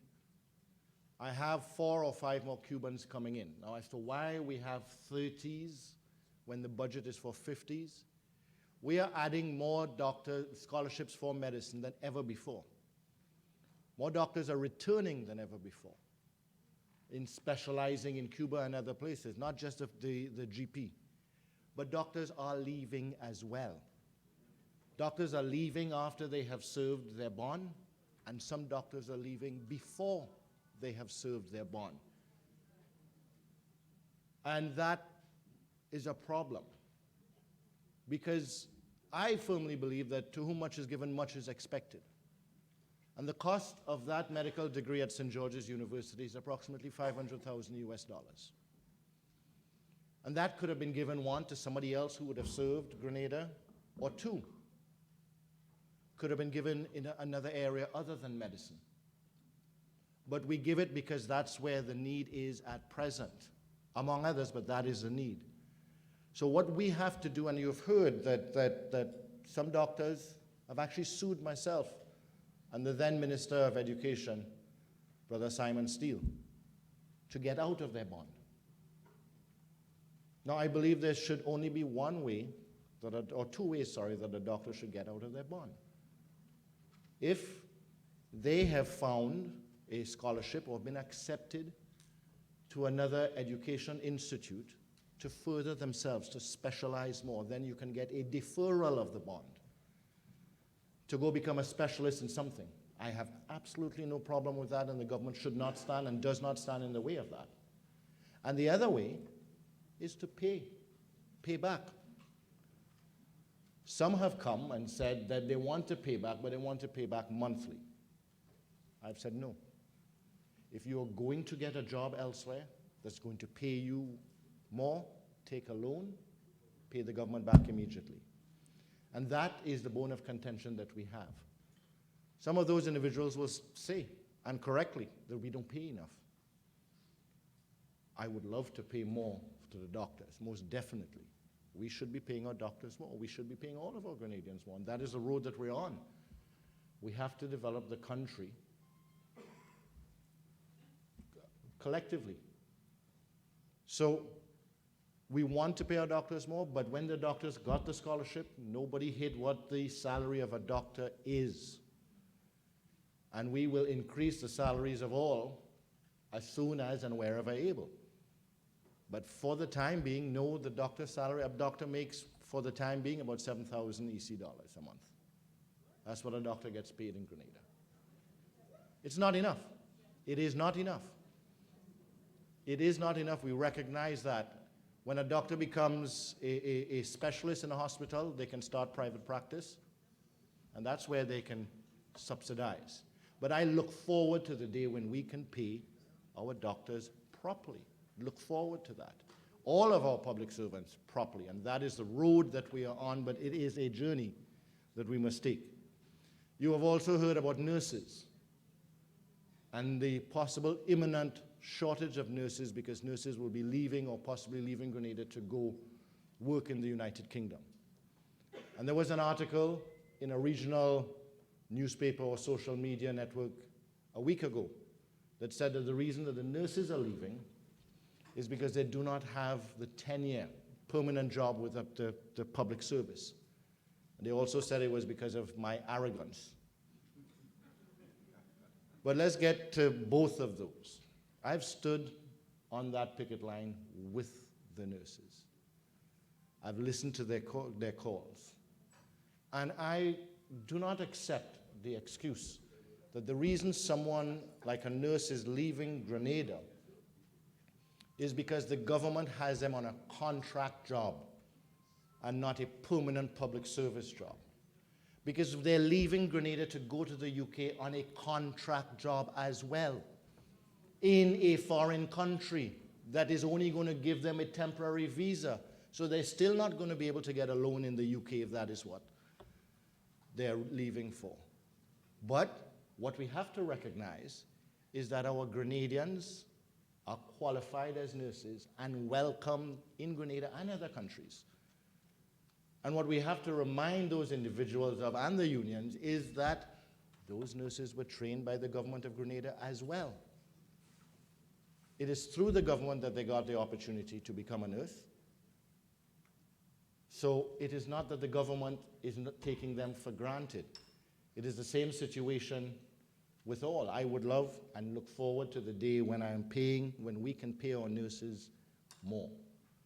But let's face it, right now, and I don't begrudge any Grenadian who takes that opportunity to go to greener pastures, because I truly believe once a Grenadian, always a Grenadian, and you will look forward to the opportunity to come back and give back.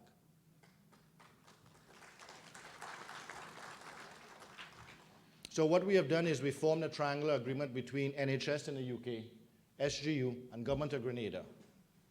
For those who are at SGU at present, NHS has said they will give them a 2-year contract to work in the UK to gain experience but come back to Grenada. Because we recognize our individuals need that opportunity, and so we should be working with the UK government. So those nurses who are leaving to work with private entities, not the government of UK. So I hope I've cleared the air on those two in terms of the doctors and nurses, our position on it.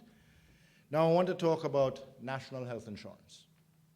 That too has been discussed, and we are to give you an update on national health insurance. Where we are right now with the introduction of national health insurance in Grenada, we have completed the UWI consultation. We engaged University of the West Indies to do the study for us in terms of giving us what the basket of services, as is referred to, what exactly is covered by NHI in Grenada. And they have given us that wide range of basket of services that we can offer. But it is our choice as a people to decide how high or how low that basket of services goes. Because however high it goes or low it goes, it costs something, and the nation in some form or fashion has to pay for it. So we are in discussions now, most recently, currently in discussions with the trade unions, or the executives of the trade unions, for them to come forward with what they believe must be covered But there are certain fundamental principles that will not change. One is that the National Health Insurance is going to be a social type program in that, for want of a better phrase, Peter pays for Paul. Those who can afford to will be charged something for those who cannot afford to. And two, most definitely, retirees are not going to be asked to contribute, but are entitled to benefit. The other thing that has to be discussed that would be pertinent to you, you are all Grenadians. Are you automatically members or benefactors of National Health Insurance? And the answer is yes. Once National Health Insurance is introduced to Grenada, all Grenadians who are citizens of Grenada and residents of Grenada who are contributing will benefit from National Health Insurance. So we have to decide what that level of benefit is. Do we go all the way to oncology treatment, cancer treatment? But there are certain things that we recognize based on the trends of what has been affecting us and what has been affecting our most needy. For instance, dialysis. Dialysis treatment must be covered by NHI and will be covered by NHI. So we have to make sure of that.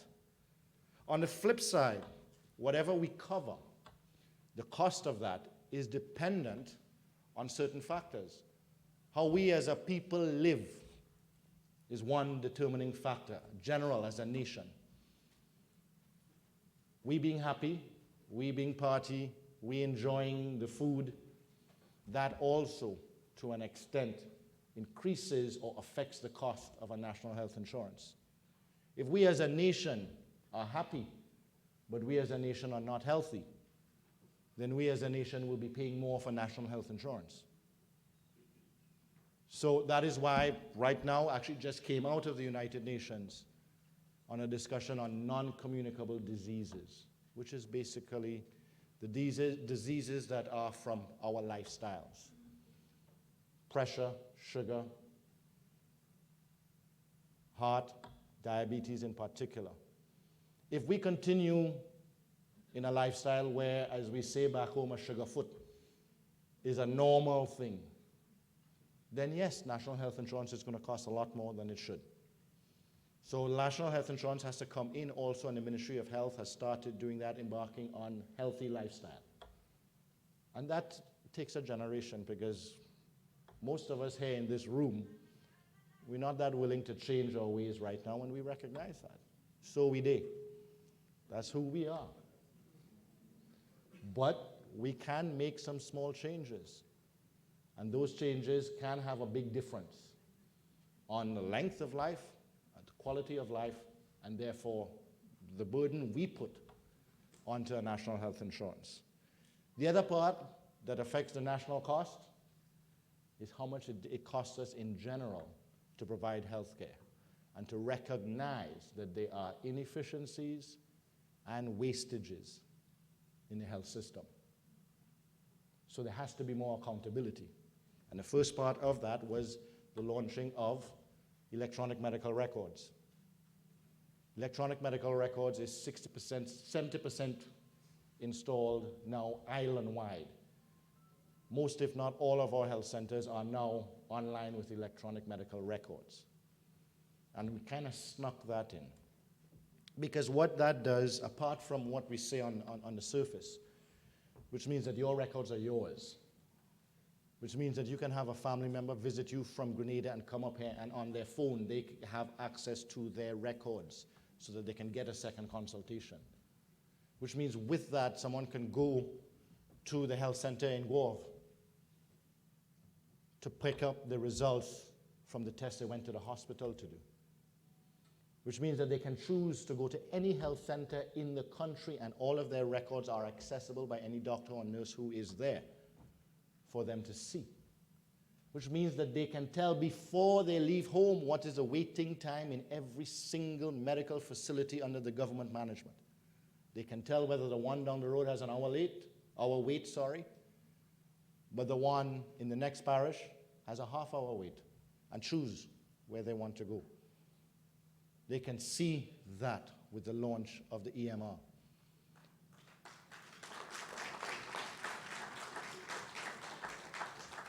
On the flip side, as a government, we can see how long people are waiting in a health center and make the appropriate adjustments.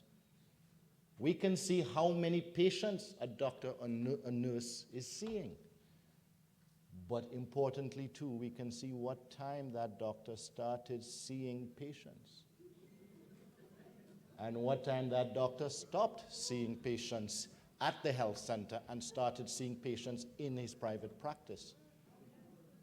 Because to be licensed in Grenada, we intend to make sure that every single practicing doctor is on EMR, whether you're working for yourself or for the government. And the reason being is that any Ministry of Health, with respect to public health surveillance, we're entitled to say we want to know immediately when somebody has Zika, when somebody has tuberculosis, when somebody has, God forbid, whatever it is. So therefore, to practice in Grenada, you have to be on the system so we know when it's happening. So at the touch of a button, we can tell you how many Zika cases. At the touch of a button, we can tell you how many dengue or where. But like I said, on the flip side comes the accountability from the healthcare workers. Some of them will be proven right in that they were there, and some of them will be proven wrong in that they weren't there. The other part of it too, further accountability, is that, remember, with electronic medical records, your history follows you. So a doctor, nurse, or pharmacist cannot give you or say they gave you a medication through the government system because they want to sell it or pass it on to somebody else. So I am guesstimating on that one. That one alone should save us about $3 or $4 million a year. So that's NHI and EMR, those three letters, but significant difference. In fact, Pan American Health Organization came and looked at our electronic medical system that we're putting in, which is being done by a private Canadian company. Canada doesn't have it either. That they are saying that we will have the best electronic medical system or record system in the hemisphere once we get it launched. And I'm looking forward next month where the other ministers of health are coming down to Grenada for other meetings, but they're coming also to see what we're doing with electronic medical records. In terms of structures, building, I firmly believe that healthcare is a lot more than buildings. Give me good doctors and nurses intense in a field, and we probably could save more lives than bad doctors and nurses in the best building. But we do have to improve our facilities, because these are not just the facilities that our doctors and nurses use. These are the facilities that we as a people go to. So phase 2 of the General Hospital is to be completed this year. We're aiming for November. It is to be completed this year. We are keeping track between myself and the Minister of Works, Brother Bowen, on what we term the critical path, the things that can delay the opening. Right now, the critical path is the elevator, which has been ordered and is on the way, and a connecting corridor between the two buildings. To connect that corridor, the existing kitchen has to be relocated. Work has started on that. Once that's done, then the kitchen is demolished, the corridor is built. And we're good to go in terms of receiving the equipment and opening up. Now, as far as I'm concerned, it's long overdue. But we started this in 2013 as soon as we came into government. And it is completing this year. Because when I see the facilities myself on a regular basis, at least once or twice a week, I go to casualty in a general hospital. Those facilities are not acceptable for us. They're not acceptable for us as patients, and they're not acceptable for us as healthcare providers either. And they have to be improved. So in the improving and the opening up of the phase 2, I am looking for, and you should be looking for, a change of attitude. A change of attitude all around, from us who access it, but also from those who provide the service there as well. So time will tell, but we will look and monitor and give honest opinions to each other on it. The other facility, significant facility, apart from, I'm not going to get into the various health centers and so that we're doing improvements on. The other significant facility that will make a difference is the Guelph Polyclinic. And I'm told that we're supposed to break ground on that this week coming. I've been waiting for that, and I've said in Parliament a couple of times that we're breaking ground on that, but we've had some issues where the Ministry of Works wanted to make sure that they had every I and every T crossed with respect to the contract for that the contractor was working on, so that there would be no slippage, there would be no abuse. So we're starting that. What that is doing, it is changing the way that we provide community health care. It is creating several hubs instead of the original hub, one general hospital or General Hospital and Princess Alice. It's creating in key points around the island, this is the first, that will have additional services than you're accustomed seeing in a health center. That would have x-ray, that would have the ability to blood test, that would have a small trauma center to stabilize or deal with you there, or for normal cuts and bumps or minor issues. That would have an ambulance permanently based there. That would be open 24 hours and staffed 24 hours. Because one of the mistakes that were made in the past is that we, as in the series of politicians, all of us, and we asked our politicians as well, we want a health center in our village, or we want a community center in our village, and we looked at it as a building that we wanted to give us a sense of security and peace of mind. But we built too many, and we didn't staff them properly.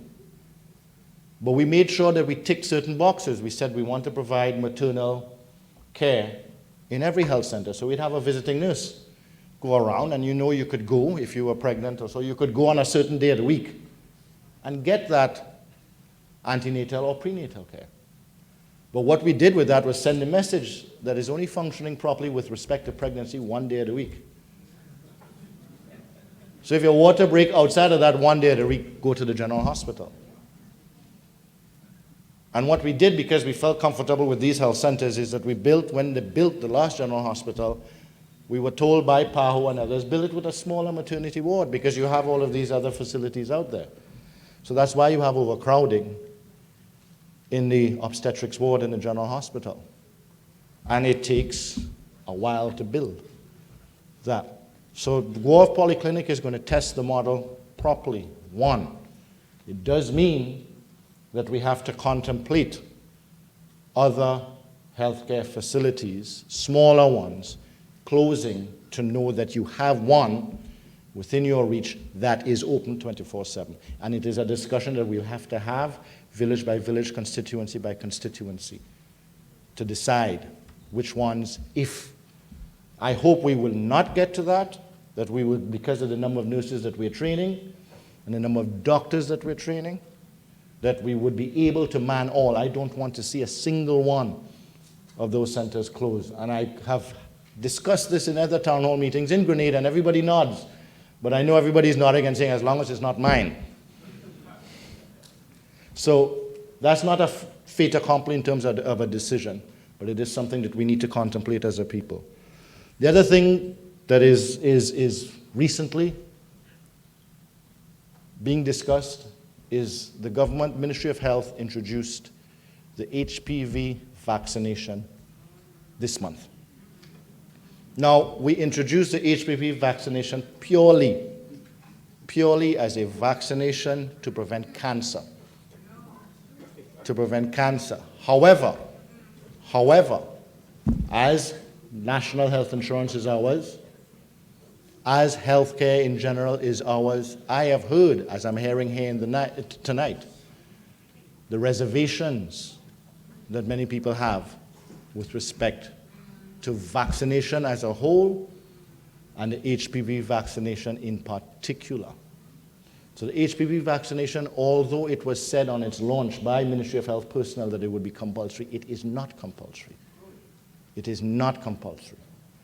I do hope as many of our young Grenadians get vaccinated, because I have watched our dying middle-aged women of cervical cancer, the most Christian of any of us, who got cervical cancer.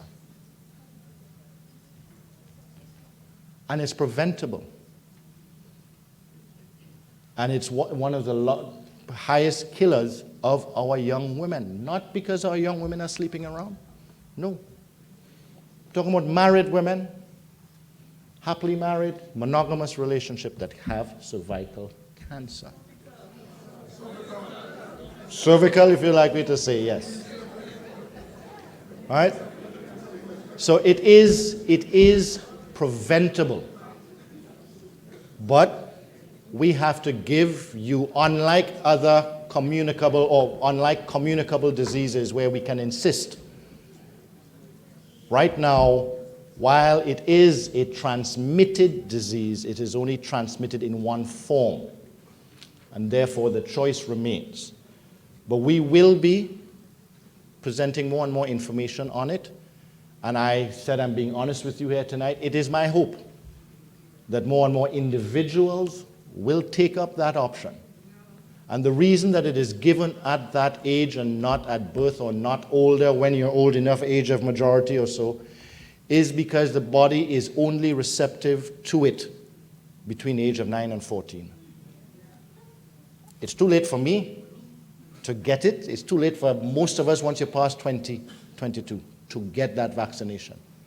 It is only then that it works. So that's why it's introduced then. And that is the primary thing that comes into conflict, I think, with most of us. Why are we giving our young girls a vaccination for something that is a STD? What we are doing is offering a vaccination for cervical cancer. Cervical cancer. So that, just to correct what you would have heard, yes, it was said at that press conference that it was compulsory, but it is not, or mandatory. It is not. It is not. And we cannot, by law, we cannot and have no intention of forcing anyone to have that vaccination. But I want to make sure that it's offered to those who want it.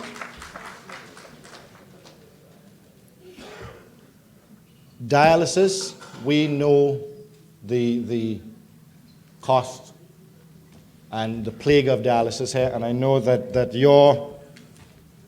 your organizations here are very much aware and assisting. What we need to do is to make sure that we coordinate, because I want to make sure, the one thing I want to make sure is that whatever you give of your hard-earned money up here to help us down in Grenada, that it goes where it's supposed to go, when it's supposed to go, and serves who it's supposed to serve. So I have asked your Consul General to communicate directly with Ministry of Health staff so we can get the right models, we can get the right ones that we are currently using or will be using so that there are synergies with that. So that's healthcare in terms of the issues that are being discussed right now, I'm sure here as well as in Grenada. I just want to touch before I wrap up on private sector or business in general in Grenada. Prime Minister will speak on the economy, but to touch on private sector and business in general, to say that as you know, I come from the private sector. I see, but I have to recognize that just me coming and saying things are good. Many of you may look at me and say, well, you're in the government, you're going to say things are good, you're not going to say things are bad. But to give certain indicators, in the South, which is my constituency now, it has been impossible to get office space in the South for the past 6 to 8 months. Impossible to get office space. There's a waiting list for prime or any kind of office space in Grand Answers. That has never happened before. That has never happened before. There is more construction going on in the True Blue area than ever before, and not SGU. This is Grenadians building. Grenadians building apartments. And this is because they feel comfortable to do so. And in many of those instances, it is Grenadians who have been living up here and are choosing, now is the time to come home. So that has to be recognized. That's you saying things are going good. That's you saying things are bright. I have been asked by some of the contractors to find workmen, skilled workmen, and I can't. They're all employed. They're all employed. We have found, even in our debushing, we can't find men. It's women, and in some cases, can't find women. You can't get the full amount that you're supposed to because people are working. Those are indicators that you can see. That's not propaganda. Those are indicators that you can see. Previously, there would have been complaints that the road in True Blue isn't good enough. SGU is so important to us. Why we don't make sure that SGU roads are good? And I would say right now, as we speak, SGU roads are probably as bad as they've ever been. But not because of the government ignoring it. Because we have to upgrade the sewage system. Because SGU is at capacity. Because of the number of apartments that have been built by Grenadians, that we have to now put down a proper and expanded sewage system. So that's why the roads are being dug up there. That, again, is an indicator that you can see for yourself, that nobody can deny. The development in the True Blue area has gotten to such a level that a proper and upgraded sewage system has to be built. So that's just the south. Traffic. Those of you who have been home recently, never had that problem with traffic before. And one thing I can say to anybody who denies it, there's not people driving around looking for work. Huh? That's people going and coming from work and in the process of doing work.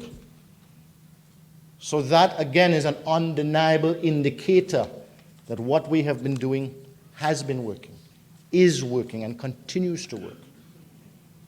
So while I'm not happy that we're complaining about traffic, I'm glad that we reached to the point that we are complaining about the level of traffic in St. George's and the south of Grenada. So with that, I want to end, and I will remain for any other questions, but I think we'll take questions at the end. So thank you, and I look forward to seeing you again. Thank you. Yes, folks, that was Minister of... Thank you, Minister Steele, for your reporter from the Ministry of Health. Ministry of Health. Guys, this forum will take a different kind of turn, right? Because it's the first time we're actually going to have an opportunity to ask your question. So no matter where you're watching us from, your opportunity to ask your question, you post it in the chat room and I'll moderate it and make sure that your question is being asked right here to the Prime Minister. Let's go back at the podium right now. He was going to have this town hall meeting. I begged him to come along for two reasons. One, because I'm a Grenadian. Two, because I felt it really important to just observe and feel how the meeting went. One of the visions we have at the OECS is soon in the future when our heads who always come up for UN meetings come to the UN, that they can coordinate their visits so that we can have a meeting like this of all of the nationals of the OECS with all of the heads of the OECS. So that way you get a sense of the developing unity. Very quickly, I just want to share with you, because I saw Prime Minister Steele reporting, that in terms of OECS integration, there are two key priorities that we've established for this triennium that was approved by the heads of government, including Prime Minister Mitchell. The first is to move faster on regional integration. The OECS is the fastest moving train right now with regional integration. There is free movement of people across the OECS. The best testimony of that was the hurricane, the aftermath of the hurricanes. We had thousands of Dominicans moving all across to the OECS, to different countries, without any impediment whatsoever. As a national of the OECS, or a member state of the OECS, you can go to any country in the OECS simply by producing not just a passport, but any government-issued picture ID. You can stay for as long as you want, for leisure, pleasure, no questions asked. So just as you can move from St. George's to Sotes, you should be able, the objective is to have that same freedom of movement.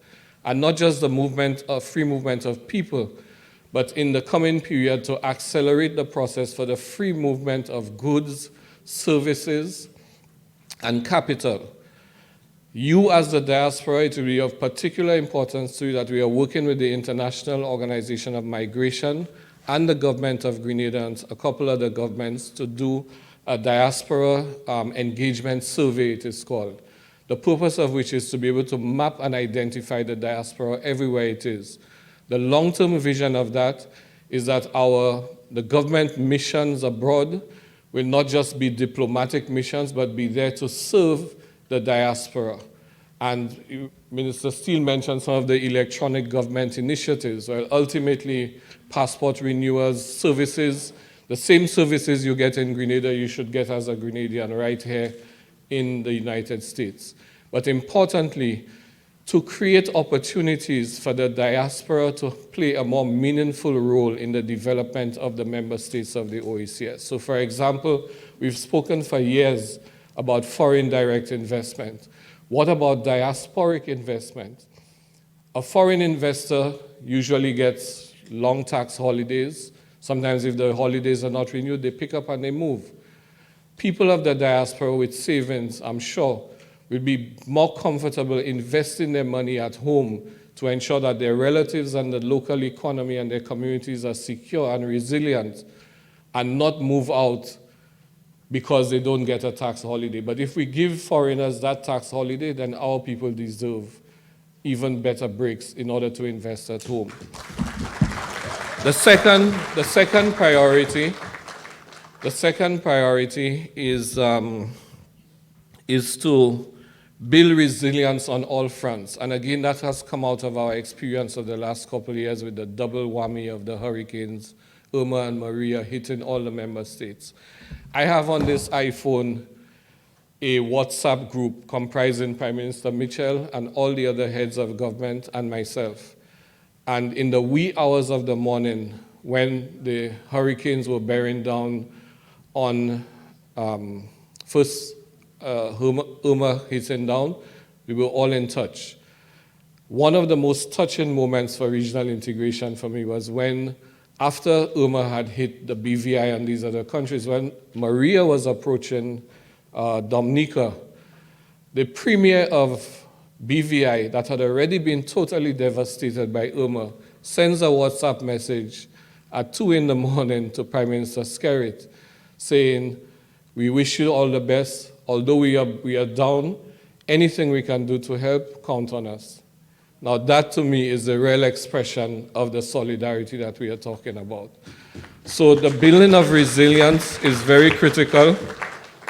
Coming out of the lessons of that, we are talking now about building resilience on this environmental front. It's not just about disaster preparedness, it's also looking at our infrastructure, what we need to do to make it more resilient, more weather ready, looking at agriculture, resilience in agriculture, looking at economic resilience.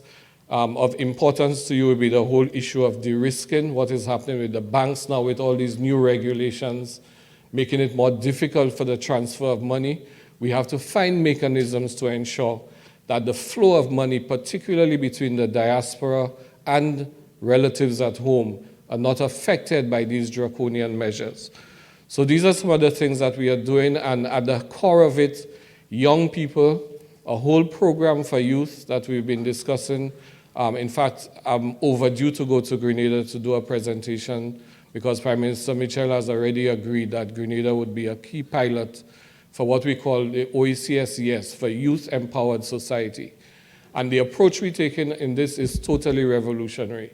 All youth strategies that have been done in the Caribbean before involve old people determining for young people what needs to be done to them. The approach we are taking in this is that all we've done is look at all the studies over the last 20 years, and we've identified 6 pillars that any youth strategy must touch, which taken together should completely transform the condition of youth. And we've translated that into youth speak. So we're talking education and training. Yes, I learn. Employment and entrepreneurship. Yes, I earn. Healthy lifestyles. Yes, I move. Citizenship and identity. Yes, I belong. Child protection. Yes, I matter. And so on. So we are going to meeting with young people all across the OECS to hear from them what are the things that you as young people would like to see the governments of the OECS do to help you to achieve your aspirations for yourself. And out of that, you can imagine we will get a compendium of hundreds of ideas that will then be presented to the OECS heads to say this by country and across the OECS.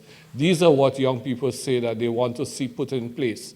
And the governments will then decide what the response to that will be. So we take in this new approach, and the approach is a more inclusive approach. Minister Steele can attest that we have a number of working groups. All of our ministers, like the ministers of health, Minister Steele played a very critical role. He was chairman for a period of time of the OECS health ministers.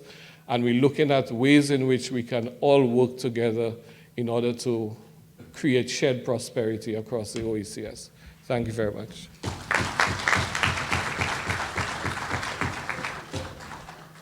Thank you, Dr. Jules. We have one of our brothers with us. It has been said wherever and whenever Grenadians get together, Jumani Williams is always there. City Council member Jumani Williams, he just ran for Lieutenant Governor for New York State. You got to come down and say a few words to your people. Although you are not successful, I know we'll see you very soon in state office. Give him a hand, please. Council member Jumani Williams.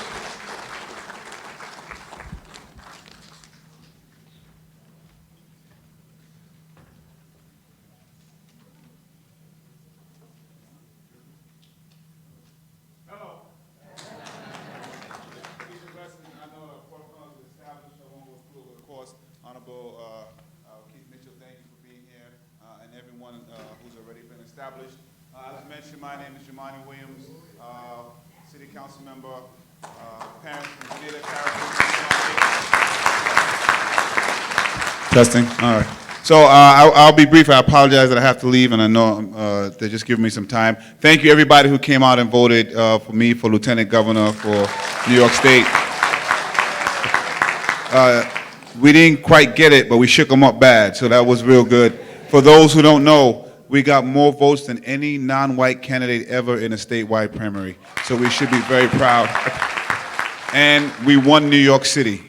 So that was very exciting as well. And I know I didn't watch the whole thing because I don't have the heart for it, but I know some people watched. Apparently I was up at some point, and then we came back down. But that's because New York City and Brooklyn came out very strong, and I know the Grenadians came out very strong. So thank you so much.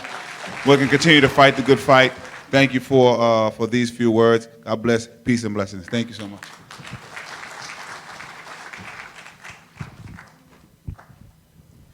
Thank you, Council Member.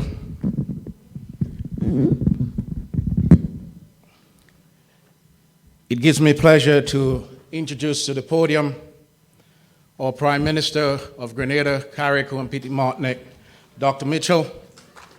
Before he comes, let me just give you a brief story about him, his narrative. If I were to tell you everything, I would write a dissertation about him. We know that he went to Happy Hill RC School, J.W. Fletcher, Presentation Brothers College, University of the West Indies, Howard University. He got his doctorate from the American University. He taught at Howard University. He got involved in politics in 1984. He won his seat, and since then, you can't beat that man in St. George's Northwest. You really can't. He became the leader of the New National Party in 1989. He became Prime Minister in 1995. In 1999, he won election again, 15 seats. He did it in 2003, 2018. It has never happened in the Caribbean. Ladies and gentlemen, I'm telling you about his leadership. He has shared many committees in CARICOM, the CARICOM Development Bank, and all different subcommittees. We're very happy to have our Prime Minister. He's very personable, as you can see, very agile. He works out a whole lot. He's someone that he can be on the street and you can have a beverage with him. He's loved by the people, and we love you, Doc. Welcome to New York. Ladies and gentlemen, our Prime Minister, Dr. Mitchell.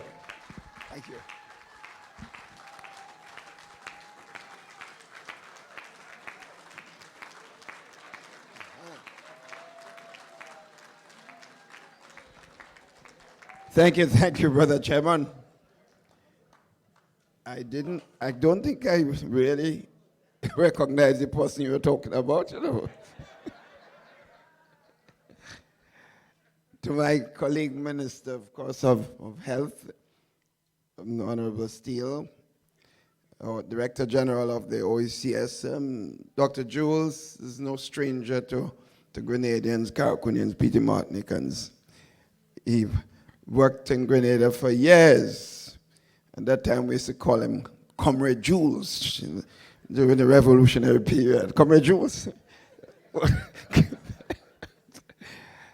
All my other sisters and brothers, the Consul General, Denise, and others, all of you, my brothers and sisters of Carriacou, Petite Martinique, and Grenada.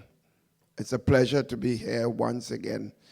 I had a nice little cookout session last night. I beat some Caracunian boys in dominoes last night for so. And that dumpling tasted good. It's that saltfish and so on. So I didn't eat nothing else today again because I was filled all night. My brothers and sisters, I'm not going to keep you long. Let me say to you, it's always a pleasure when we're here in New York to be with our brothers and sisters and to hear from you how you feel about your country and to ask questions and to get information. I just want to report the Honorable Minister of Foreign Affairs should have been here with us this evening, but he is stuck at the United Nations this evening. So he may join us, and if he comes, then of course he gets a chance to say a few words to you. But it is possible also that he may not necessarily have the opportunity. He had to be at some very important meeting this evening at the United Nations. Friends, the fact is, I believe we should all be proud as citizens of Grenada, Carriacou, and Petite Martinique. That's where we come from. That's the place that has given us life and so on. And clearly whatever happens to that little part of the world should of course, be of great interest to every single Grenadian, Caracunian, Petite Martinican. And therefore, I'm proud of the fact that we have an economy now that is certainly growing. And those of you who are kept up to date with all the social media around would know that last 2 years, we have the strongest growing economy, not just in the OECS, in the CARICOM region as a whole. Last year, we had over 5.1% growth in the economy of the country. All sectors of our economy showed serious growth, led primarily by construction, tourism activities, educational services, and other areas of economic, agriculture also, some aspects in agriculture and growth. This year again, we expect that we will see a growth at least that percentage, because for this year, the middle term of the year, July, middle of the year, the growth in agriculture is 42% over last year. And last year, with our 5% growth, it was the only 28% increase in construction. So if we measure the 42 relative to 28, it means that if the other sectors hold their own, then you'd expect that we'll have a growth rate of more than 5% this year again. That's a clear indication of what's happening in the country. Because in case of it affects, and it's not just growth like that, it's also job growth. In other words, it comes with increasing job opportunities. So that in 2013, we had an unemployment of over 40%. Last year, that went down to 23%. And we're pretty sure we will be less than 19% at the end of this year, because some initiatives have been taken, just the government initiative alone, outside of the private sector activities, which would yield at least 3% in direct employment with a number of young persons. I speak to you on the 2nd of October, over 1,300 young persons will be taken in at various sectors of the society for training and, of course, employment opportunities. 500 in the Empower program and 800 in the Imani program. I'm just going to explain briefly what Empower program is. That men. In other words, you can't have women in that. It's men. What we have found out is with the thousands of persons that we have been training and providing employment opportunities for, we find out that we're not seeing the young boys.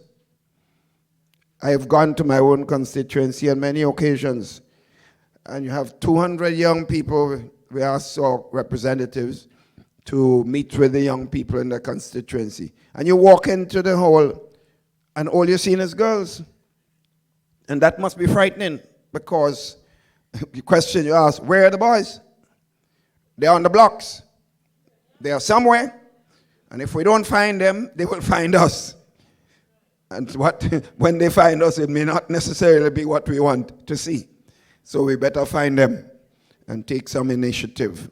So we have 500 young persons, young boys being brought in, an average about 35 persons, young boys per constituency. In fact, just before I left home, I had to give the names, recommend some names to the ministry of over 30 young boys. And anyone could recommend names, so we're making sure that everybody gets an opportunity. But one of the reasons I could tell you this, sometimes we Grenadians have a way of expressing ourselves in some serious way, but in a humorous way.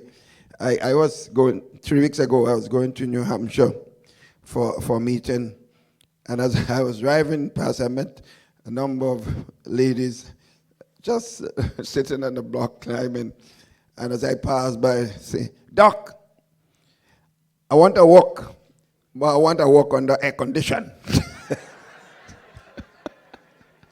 I thought that was funny like hell, because I said, things get so good in Grenada now, man want not to say, I want to walk. I want to walk under AC. I said, I can't forget this one at all. This is rather interesting. So, and that was in a village that just not long ago hardly had electricity, but they want to walk under air condition now, not just a walk. So things are improving, my friends, in many, many respects. Whether it's agriculture, I think we're seeing growth in the fishing industry. We still have problems, it's not perfect. The nutmeg industry is bouncing back in many respects. The prices are recovering on the international market. Cocoa, as you know, historically has been one of the best products in the country. Grenada's cocoa is sought after regionally and internationally. So we are growing in the agricultural sector. Tourism has been doing extremely well. The increase in cruise ship arrival this year is over almost 30%. The increase in stay-over arrivals at the airport and so on is over 18% this year over last year, from half of the year, the same period. The education services, St. George's University, as you know, a school alone represents over 20% of the GDP of a country, which means that it tells you the importance. And they're expanding. When Brother Still mentioned a while ago about what is taking place in Trubul, it's a fact. If you go to sections of Trubul now, it looks like any other part of New York or any place. I mean, the level of activities taking place, and it's not just the hotels and the buildings that are down that side, but also a lot of ancillary activities. You see the young ladies selling the roast corn, you'll see the ladies who selling popcorn machines going up and down, barbecue shop activities. In other words, people are doing all sorts of different things, earning a livelihood and showing the diversity of the activity in the economic sphere in the country as a whole. So I think this is something that we are advocating, that we are encouraging people to take responsibility, because we make the point over and over that the government should be able to help and create the enabling environment.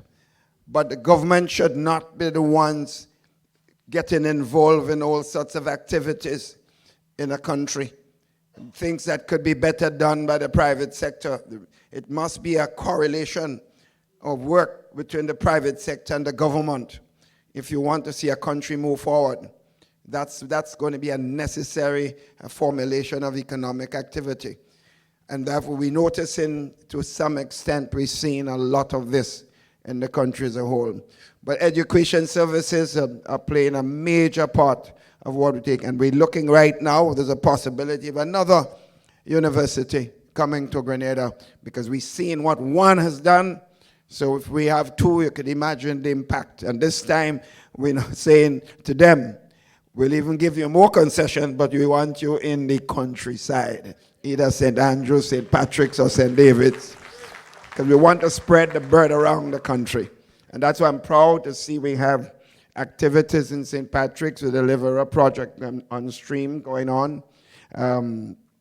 That other activity in the tongue of St. Patrick's that we are doing, Breakwater Project, which is changing the face of St. Patrick's in many respects. There's some issues there, but we're working to correct some of the problems. But because we believe that we want to see all parts of the country having opportunities.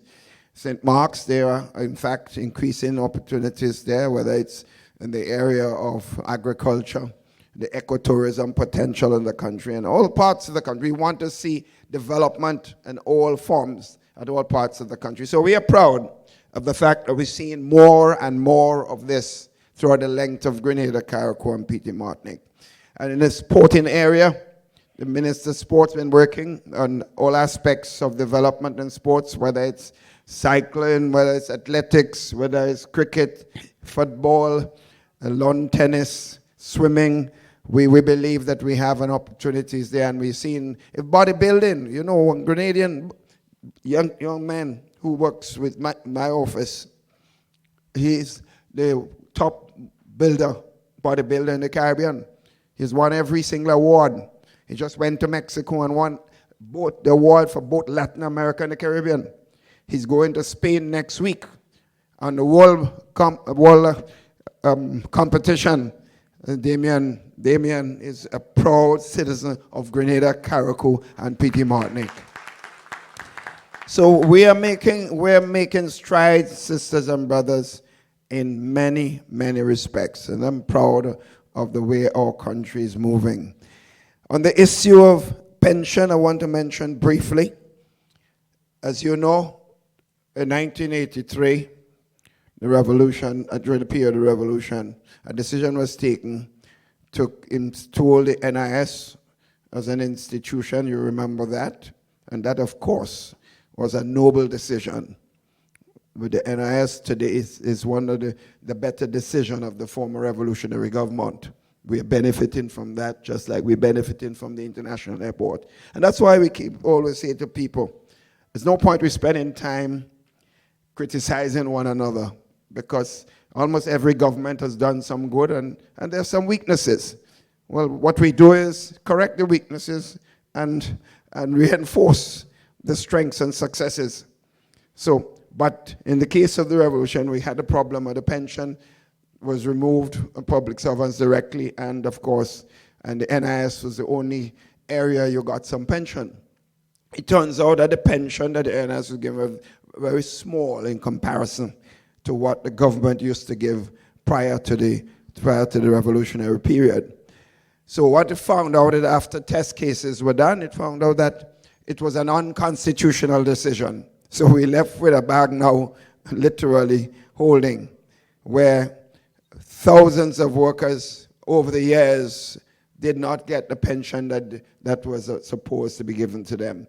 So the court's decision, in fact, instructed that this was an unconstitutional act, and therefore we as a government, we could have gone to court and fight it, and we could still be talking years before a final court of justice makes a decision. But we said morally, I couldn't do it, so we agreed not to challenge that decision in the higher court. So we are compelled now to meet our responsibility for those workers from 1983 onwards. So the workers from 1981, 82 to 83, we have now agreed, we paid them their monies only about 2 months ago. You know what, 52 workers, you know what it cost us? Just 52. We haven't touched those after 1983 yet. $7.4 million just for 52 workers. So it means that cost, we're looking now, the actual scientists are now looking at the workers from 1983. You could imagine the amount of money that is involved. So we have told our brothers and sisters in the trade union movement that while we have to move and we agree, we must correct it. We cannot sign something and we don't even know the amount. Because if we 52 workers cost 7.2, you're talking thousands of workers, you're talking $1 billion+. So unless we find some oil money very soon, because oil money don't come overnight. It takes time. The oil is there. Guyana took about 9 years before it really was able to extract the oil that it had predicted it had, that they knew existed. But it's a lot of scientific work means that you have to go through the process. So we do not want to go and commit to pay billions of dollars and not necessarily have the resources. So it's a challenge for the government. So we're working with the trade union, and I must say that there is that understanding on the trade union movement and the workers as a whole. While a man will want any amount of money that he feels he can get, but there's an understanding we have to be practical. And we've been working with the trade union movement towards that end. So the numbers are being crunched. The statisticians, the mathematicians, and so on, they're all working.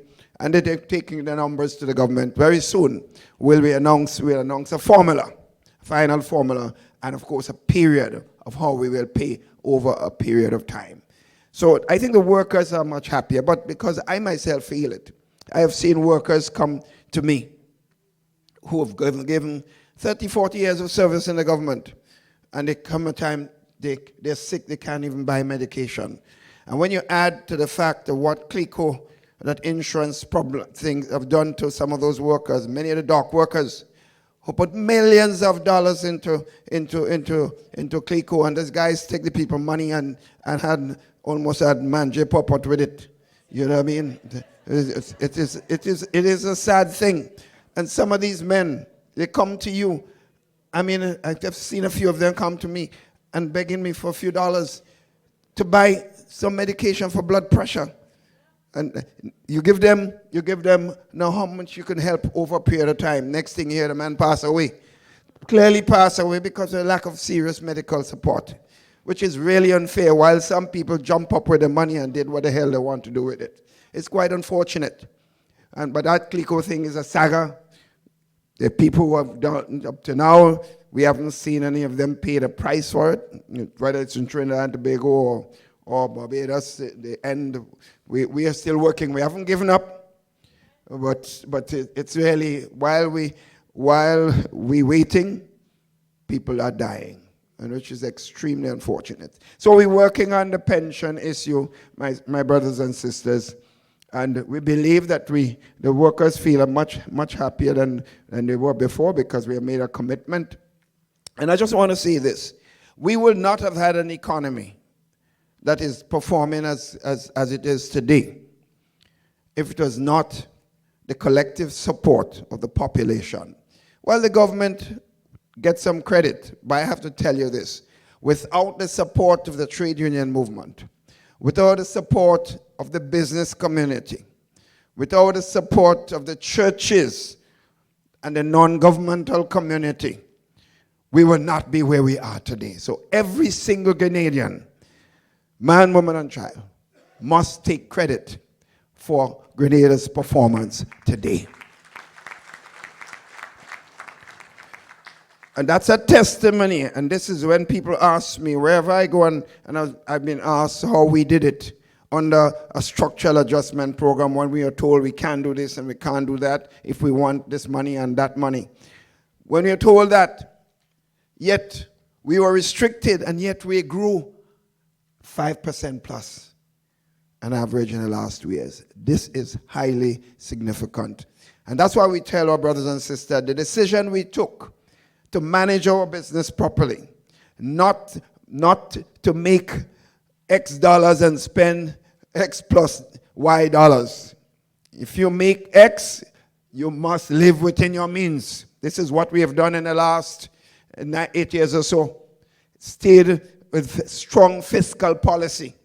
which says that we have to bring down the debt of the country because we are 108% debt to GDP ratio. In just 5 years, we are down to 70% debt to GDP ratio. And by next year, we expect to go down to 55% debt to GDP ratio. In other words, as the debt continues to be reduced or increased, the growth, the GDP grows much faster. So a lot of times people talk about, they don't understand that you can have a large debt, but it's not a problem. It is the GDP growth also has to be a major factor. It's the debt to GDP that is going to be the significant factor. United States is a case in point. It has probably more debt than any other country, but it's paying its debt. Paying its debt. So it's meeting your responsibility is a fundamental thing. And Grenada is doing well. We'll continue to do better as we continue to produce more, grow our economy more, and restrict our debt as much as possible. So I'm very proud of that, sisters and brothers.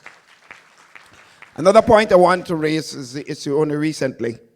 We've been fortunate that the United States government announced that it is no longer that Grenadians have to leave Grenada to renew a visa, because you know the problem was related to that. In fact, this news has been received by Grenadian, Caraconian, and Petit Martinicans with tremendous positive, because I know people have to leave Grenada, go to Barbados to look for a visa. Many times they don't have the money. They have to send to some of you up here to beg for sending something for them. They go to Barbados and sometimes they don't get it.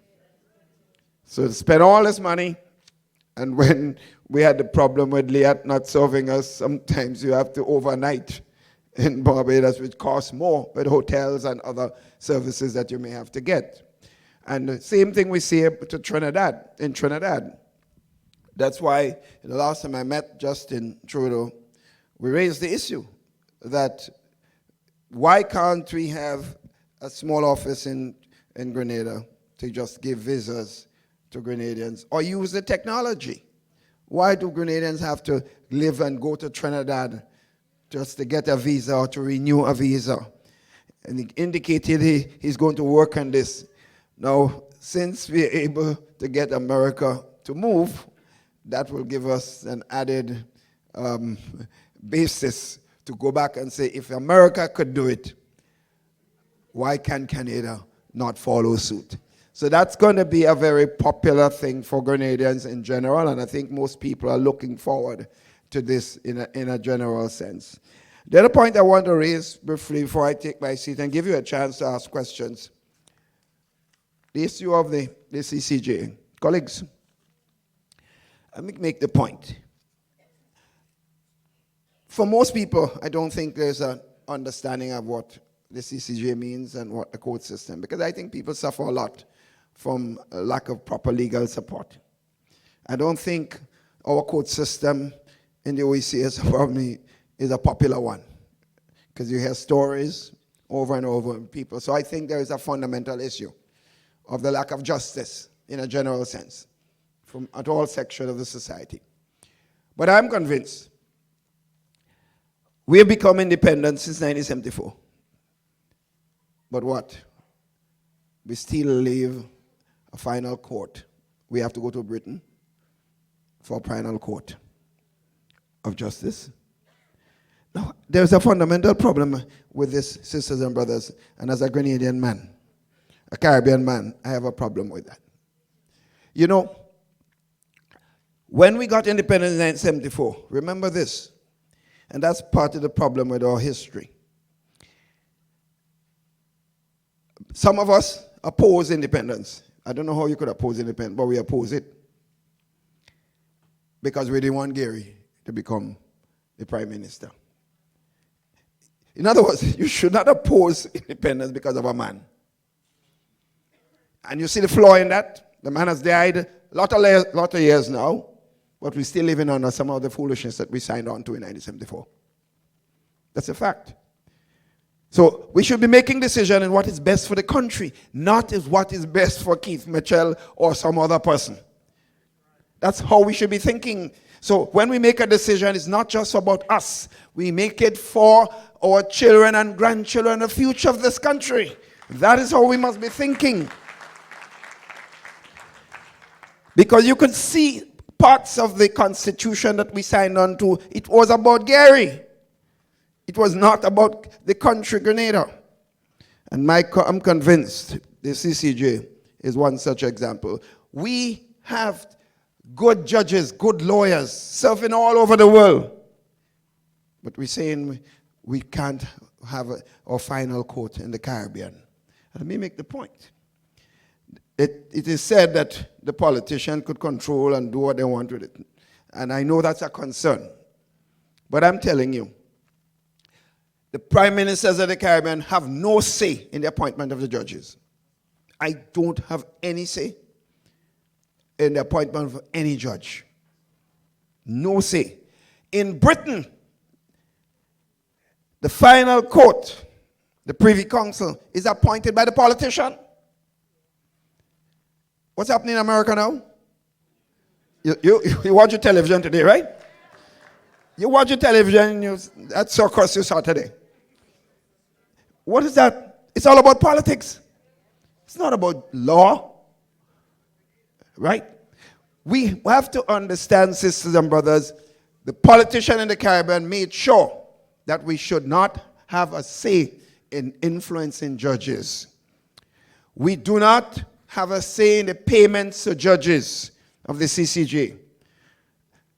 The finance of the court was decided several years ago when over $100 million was raised. It was invested in an international market, and it has in fact multiplied. So they pay themselves from that fund. The governments of the region have not been asked since then to put 1 cent. Grenada, if it becomes a member of the CCJ, will not have to find 1 cent more for the court. Presently, if you and I have a problem in Grenada, and we have a court, and the OECS court rules at a certain level, and one of us want to go to the Privy Council, we got to find hundreds of thousands of dollars to reach there. The governments, we as government, refuse many times to go to the Privy Council, because when I have a case as Prime Minister and Minister of Finance, and I ask, we want to challenge a decision we didn't like. And when I ask how much it costs, we had to find £50,000 down payment. All I think in my head, Lord have mercy. An old lady passed by me a few weeks ago and she wanted to fix your house, and I tell her I don't have enough. And I'm taking £50,000 and send it to England. That makes sense. So it tells you, if the government itself doesn't feel it can afford to go to the Privy Council, how many Grenadians in the last 30 odd years or 40 odd years have taken a case to the Privy Council? There was a case recently, a gentleman who was a former police officer.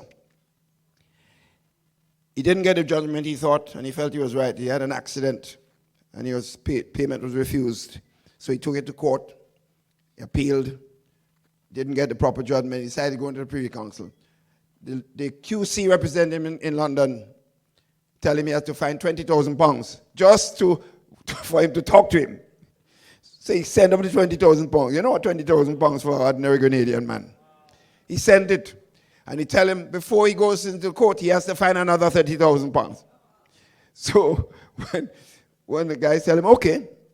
So when the time come to pay the money, he couldn't find the money that he has. So he said, tell the gentleman, send back the £20,000. The man started to laugh at him. He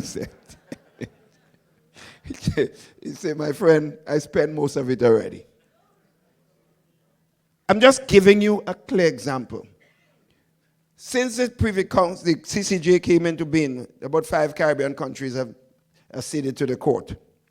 We are not a member yet. The decisions the court has given, many times the politicians don't like it.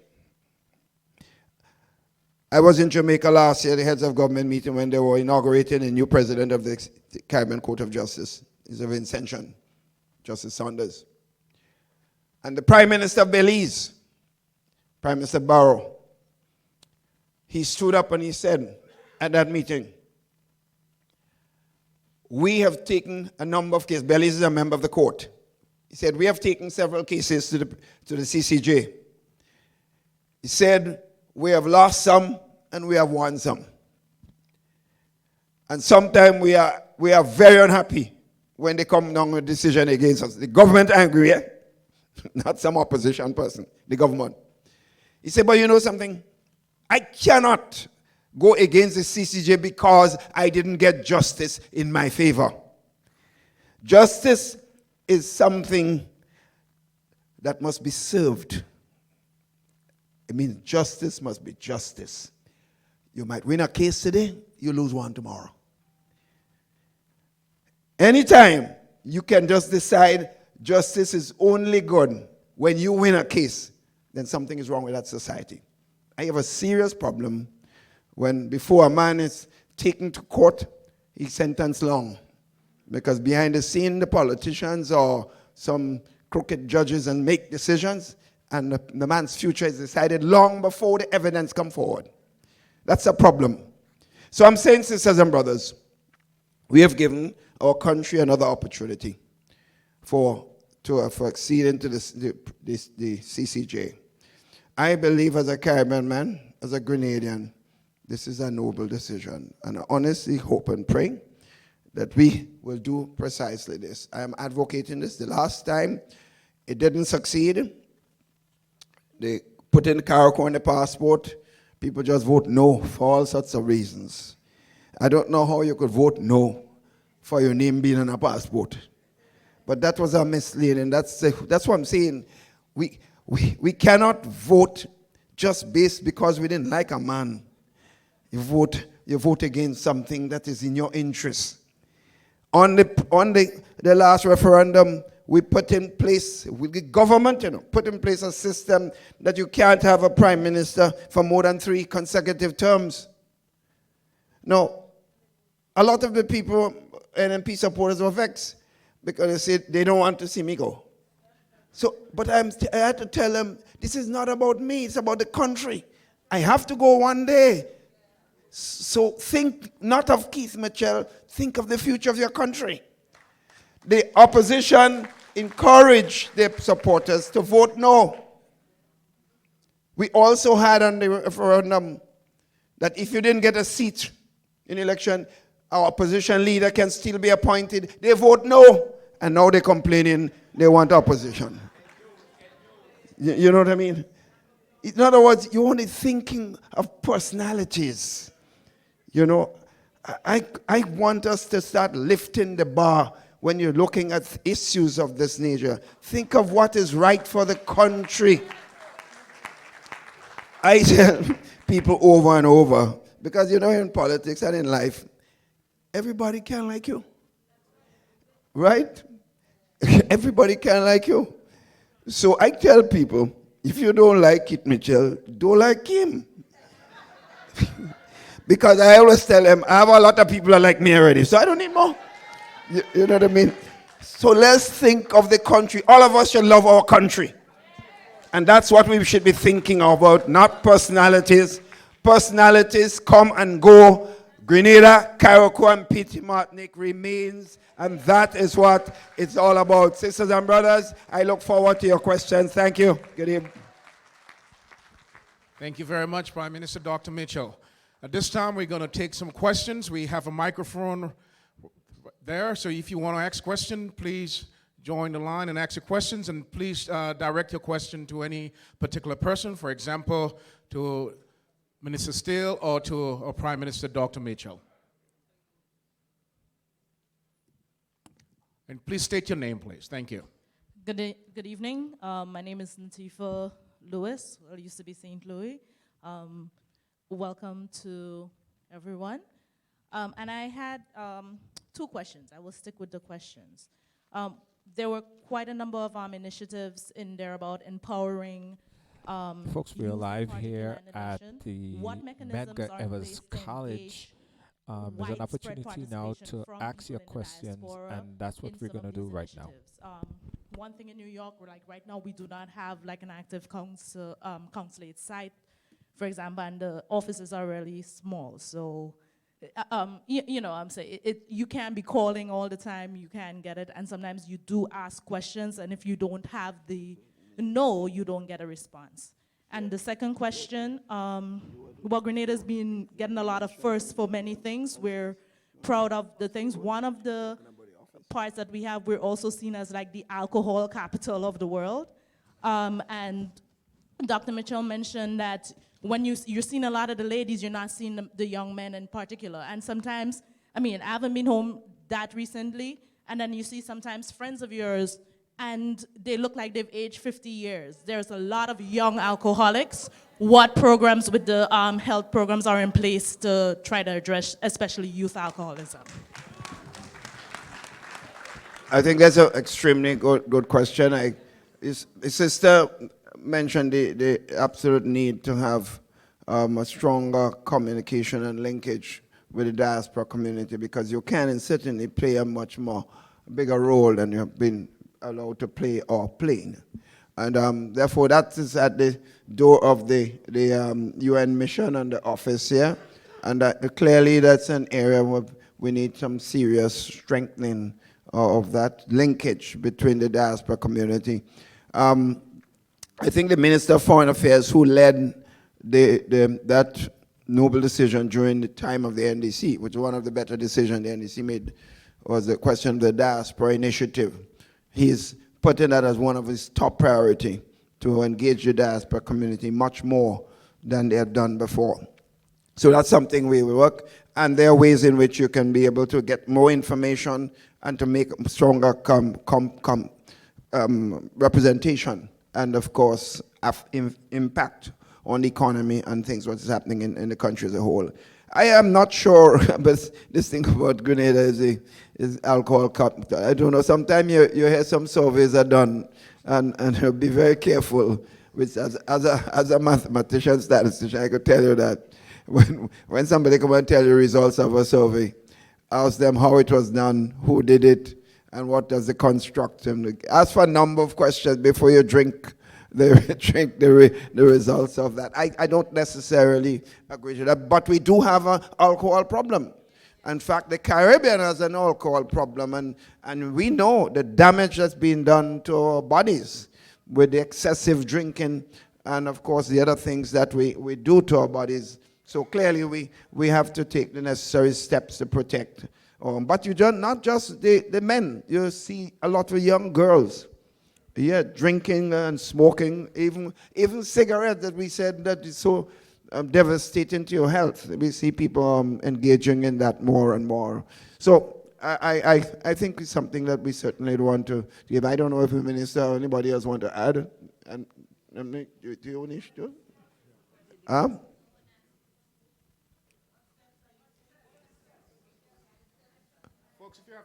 not hearing.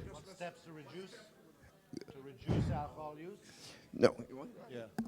But there needs to be proper, and there is now rolling out proper enforcement of liquor license, refreshment house license, that the hours of operation and who can buy as well. And I find most, not all as yet, but most establishments are beginning to self-enforce as well, and will not be serving minors.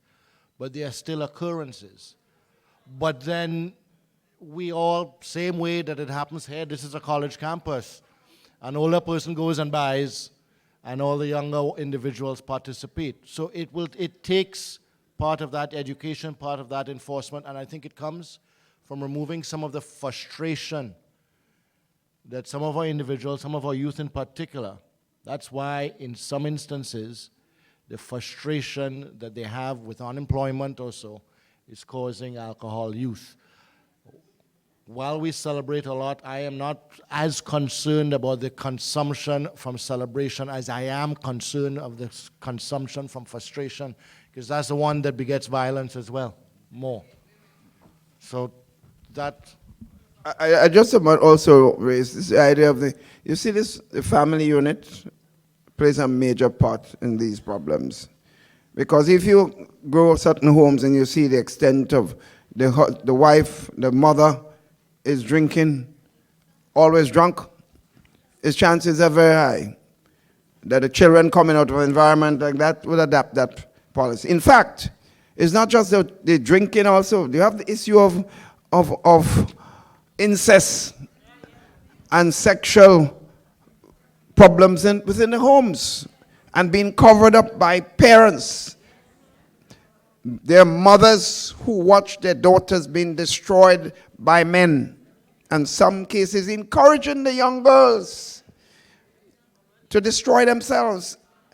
How can you tell me you can lie down in bed with a man who is interfering with your little daughter that God has given you to protect, and telling me that you don't know how you're going to live if you get rid of the man?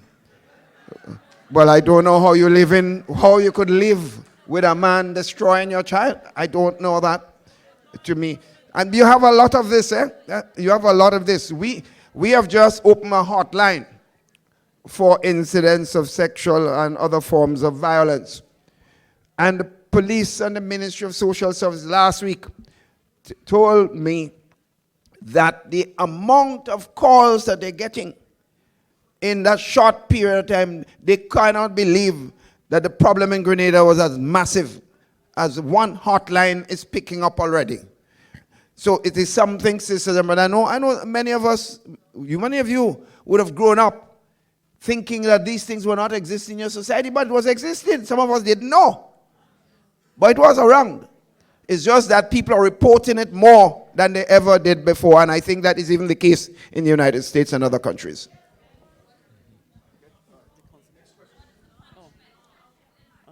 Yeah, good afternoon, Prime Minister, the other ministers. My name is Mr. Alvin Augustine, and Doc, as you know, original daddy from Gov, and you know where my heart stands when it comes to Grenada and when it comes to Gov. And you know. Now, my question is, Mr. Steele talked about there will be working on the health center in Guelph, and we know there is a big problem in Grenada on health, because I myself wants to come back home, and a lot of these nationals wants to come back home, and one of our biggest problem is health. And we know security is good, but they need to take, or we want to know the amount of measures they're taking to protect the young children that being abused under these predators. But going back to my question, I want to know, Mr. Steele, I never heard he says how big and what type of facilities they will carry in the health center, seeing that that will be a second outlet from the general hospital. And the other question to Mr. Steele, I want to know what's the reason why they're giving nurses contract than making them permanent nurse when we're going to be trying to build health system in Grenada, and we're trying to make what we call a semi hospital, that when they cannot facilitate certain things in the hospital, that the people from Surtees and Grenville and Victoria and Goneroi and Concord and Happy Hill will be able to come up, so that way they would be able to get treatment and then able to overflow the general hospital. Now, I'm in the business, I'm in the health system, me and my wife, and I would Sorry, like to sir, know can more. they answer your two questions, please, because of time? What more they will do when they decide to open the health center in Guelph, and how many people in Grenada would be employed to build that health center in Okay, Guelph? thank you so much. In terms of the actual square footage of the health center in Guelph, I don't have that actual information. I can provide that either through one of the social medias that you all follow, Junior or anyone else. But it will be the largest that exists right now in terms of any health center or community center. But I think more importantly was a point you raised about Grenadians who've been living abroad, looking to come home and concerned about their health. You spent a lifetime up here, or what for most of you would be a lifetime, to come back now and enjoy the fruits of your labor from up here in your home. And I know of many that have come, set up, and have to leave because of an ailment or so, and have to leave because two reasons. One, quality of care, and two, affordability of care. So with national health insurance, the affordability of care is removed because you are a Grenadian and therefore you're entitled to the health insurance that covers you. But many of you know that you leave, especially for those in Canada or in the UK, that leave to go back to the NHS. And that is why NHI is going to result not just in the coverage, but the upgrade and improvement in the level of and quality of health services that are offered in Grenada. Because you are now directly paying from a pool, a source, same way NIS handles, although the payment that you get as a pension, you're not worried right now at all about the money. NHI covers the cost that we have decided, we as a people decide will be the health that we want. And that's covered. So if we want oncology, if we want whatever else, we decide, and that's covered. And those are most of the issues that many of you are leaving to come back up here for. I don't think the question is contract. Contract, you can give a contract to an individual to do a service. I don't think the issue of healthcare has a lot to do with contracts. I think sometimes that word has been misused by some of our friends in the trade union. Move on, and other people because of lack of understanding. The fact is, when we had a structural adjustment program, which was recently, it was insisted that we must bring down the numbers of permanent people in the public service because we are way over the number required, what will get us the kind of help that we need. So we had no choice but to commit ourselves. We never got rid of anybody, but we had agreed as people leave the system, we reduce the numbers. Barbados, in coming with a structural adjustment program recently, when they let go thousands of workers within like one worker during the period of structural adjustment. So we applied what you call a contract, which is not permanent. Since then, there's been a number of people taken on to the system, like a number of nurses have now become permanent. But let me just I want to shorten this, so just make one point. The problem in Grenada with the health system, of most issues of development, is generally not the number of persons, It is the management of the system. We could put 100 more doctors, 100 more nurses, and the mindset of some people and the level of incompetence, the level of stealing taking place in the hospital, the more you buy things, the more they steal. It's a fact. Sometimes we don't like to talk about that, but we're in a position, I know over the years, you talk to people at different levels, not one set of people. We got doctors doing it, we got nurses doing it, we got orderlies doing it, security people doing it. The more meat you buy, more meat disappear. Let me just add one thing here. Those of you, name the best hospital here in Brooklyn or in New York. The best. Any of those nurses or doctors are permanent? A contract or tenure, the quality, there isn't a correlation between. There isn't. What's the next question? Next question comes from online. Guys, we're broadcasting live around the world, and we have a few questions from the folks that are participating in the chat. Welcome to New York, Honorable Prime Minister, Mr. Steele. Council General, you're always here. So, Prime Minister, you spoke a lot about some very important topics. You spoke about the rate, the debt to GDP ratio, which is good. The visa renewal, which everyone think that is a great venture for Grenadians into the U.S. The CCJ, mostly all the viewers think that is positive for people in Grenada. You spoke briefly about the sexual abuse hotline, which I think is very good as well. But a couple of things you did not speak about, which some folks noticed and they mentioned. One have to do with China, and we know that the question is, can you explain Grenada's relationship with China? We just received a generous amount of money from China in Grenada, and are we in debt to China, and exactly what do we owe to China currently? One other quick question, and it has to do with the Silver Sands project. We heard nothing about that. Want to know what has been done with the Silver Sands project. Is that wall going to be taken out? We really need to have a better understanding of how did it get so far? Did somebody sleep on the job? Who allowed the project to go forward, knowing that it was an illegal encroachment? That's a question for some of the folks online. China. Let me deal with both. In fact, I had planned to deal with the Silver Sand issue when I was on the podium, but I forgot. So I'm glad you raised it. But let me talk about the Chinese thing. We don't have a major amount of debt to China. I can't give you the exact number, but it's a very small number because it's only recently we established relationship with China. It's only a few months ago we signed on to a $65 million contract with the Chinese government. About 2% interest, about 30 years to repay.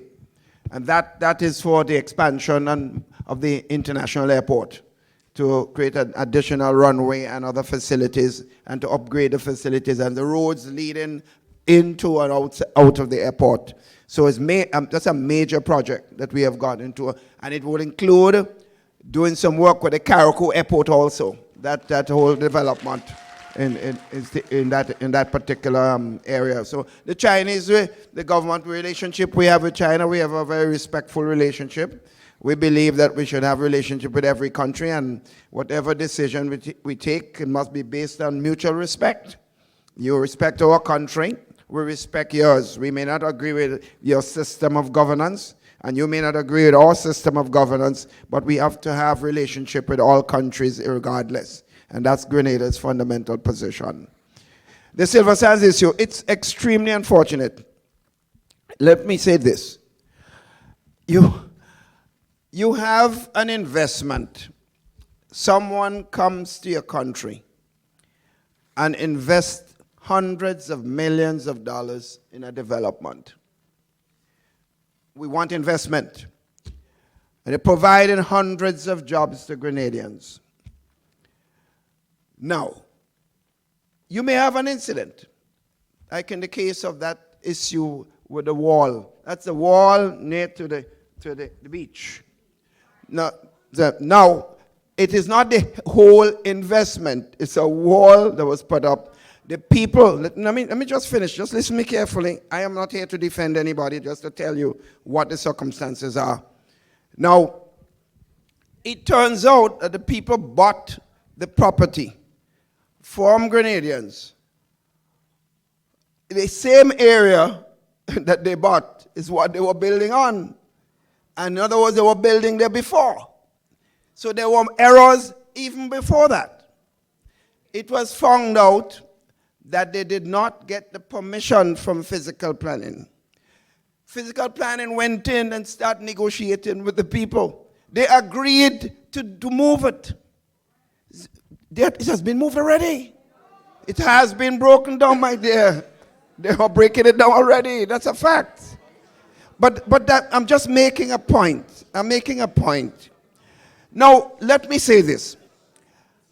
The people have not disagreed that they must take action, and they were not the first offender of the problem, but two wrongs don't make a right.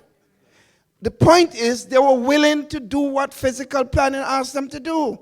But yet, some of us gone on TV and radio, and these bad people, these wicked people come to destroy our country, and a man comes here. No, but seriously, I must talk about this. Somebody comes here. You have 500 jobs, Grenadians. You know you have 500 people vexed with this? With you when you're making noise about that? But the people make a mistake. All of us make mistakes. They are ready to correct it, but you on TV calling them all kinds of names. The people are now negotiating, they have now negotiated with scores of farmers in Sept, in St. Patrick's, St. Andrews, Victoria, contracting farmers to produce food. Over 75 farmers already. So the farmers getting help. Hundreds of workers working. The construction industry growing. People are getting jobs. Somebody makes a mistake, and you go on as if they're the biggest evil in the world. The man could take his money and go anywhere. This individual has property in the United States, 3 hotels in the United States. He has in Europe. He has in the Middle East. He's a billionaire you're talking about. So if we don't want him, we'll send him out. Other countries would love to get him.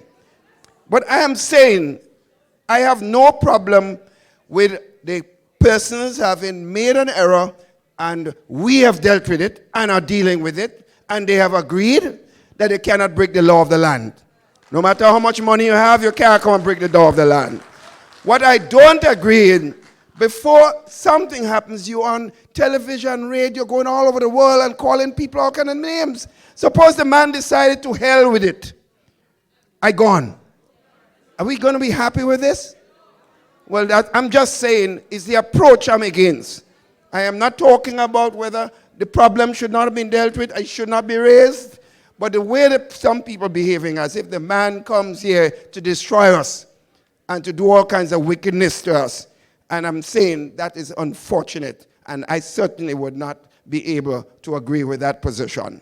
And that's why I wanted to explain that thing, that situation myself.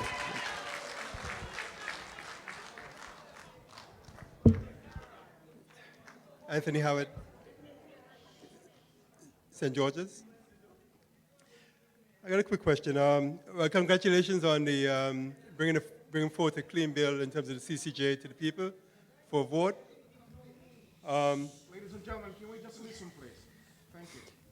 A few years ago, yourself and Peter David had some issues. You were taking jabs at each other in terms of legitimacy, in terms of who can run for office.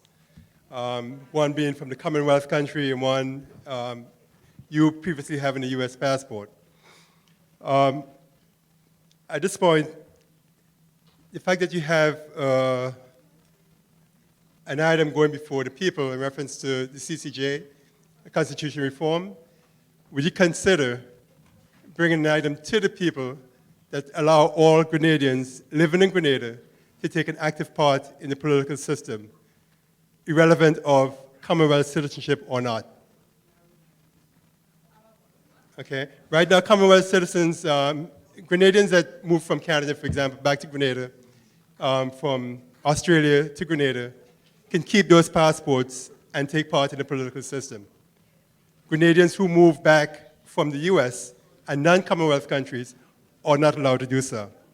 Could you create a level playing field for that purpose? And secondly, there are a number of Grenadians out here who are looking to retire. Husband, wife, making in excess of $10,000 a month in terms of retirement benefits. Okay, what are you doing as PM to make sure that these individuals look at Grenada as a destination for retirement? Okay. Okay. All right, my friend. That's it. Well, let me just say this. On the issue of the passport, the present constitution does, if you're a Commonwealth citizen and you're in Grenada for more than a year, you can vote in the Grenada election. But if you are a U.S. citizen, you cannot vote. That is the constitution that we have. I was a U.S. citizen. I had to give it up to run for elections in Grenada. You see? So I'm just saying, the brother is now saying, why can't we in the new referendum, and maybe in the future, because it can't happen right now, change that and make it a right for Grenadians, no matter what passport you have from other countries, that you can certainly vote in the elections in Grenada. But that has to be constitutional change. It cannot happen just like this. So that's something that we certainly would have to work on as a country. But that's why we said constitutional change is not a one-time thing.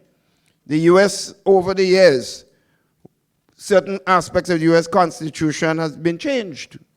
And there are other proposals, for example, the possibility that Puerto Rico might one day be a state, and therefore the citizens in Puerto Rico might be allowed to vote. But that will take a certain aspect of constitutional change, and you know what that means with respect to the population involvement and so on.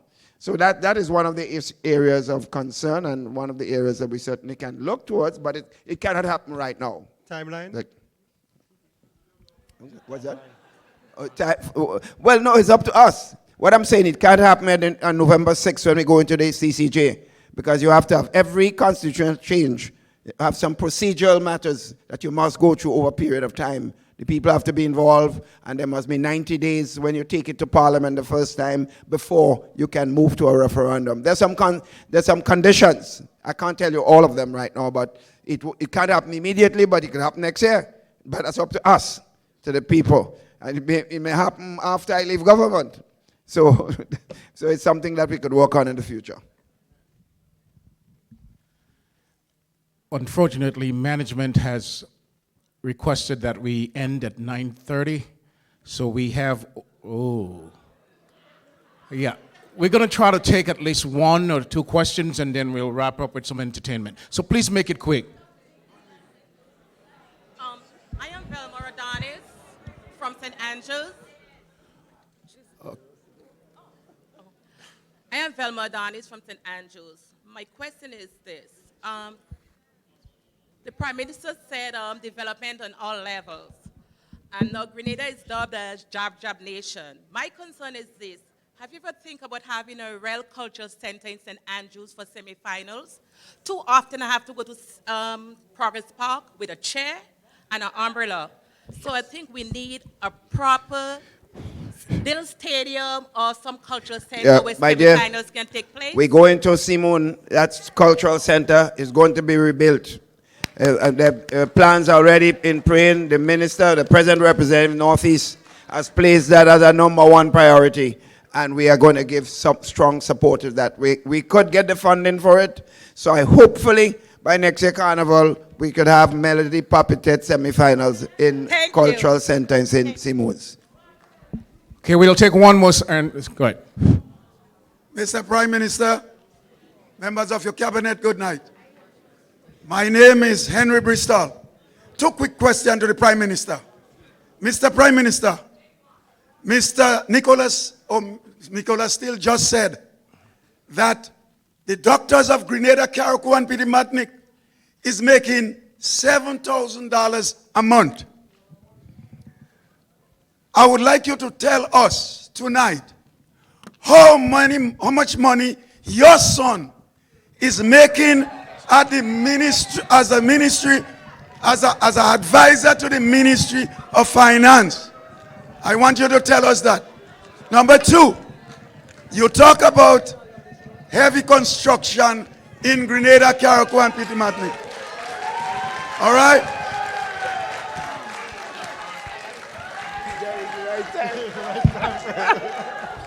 Okay, you talk about my second question and you go answer both. Quick, you go answer both at the same time. I will answer. The second question. Yeah. You said that construction in Grenada is picking up. Very good.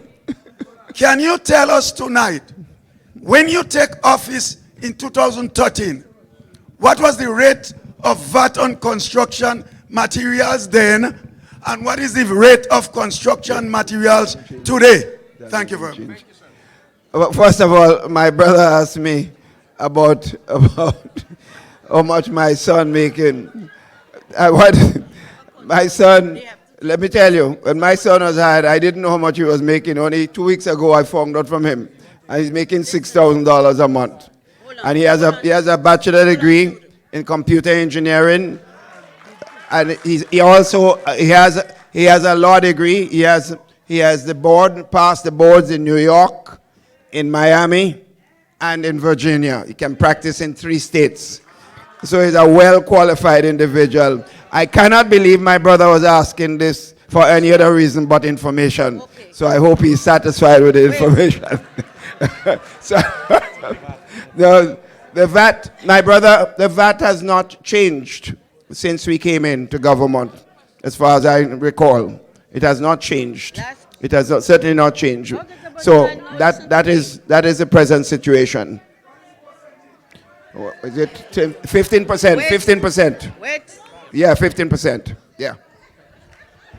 I have a question. Unfortunately, we have to end the questions. A concern. I want Dr. Just hold on a while, please. Yes, we have I have a a concern foreign minister joined us, Minister Peter David. Will say a few words, and I'm going to take your question before we end, okay? All right, thank you. Minister David.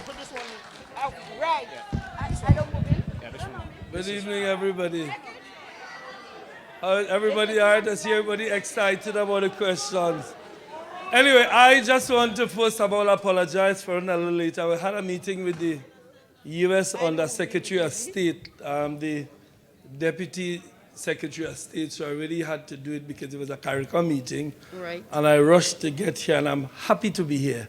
I just want to again reiterate, I'm sure the Prime Minister and others made the point about the developments in the country. I need not go into that. But just to say to you, the Ministry of Foreign Affairs has now been designated, again, Ministry of Diaspora Affairs also.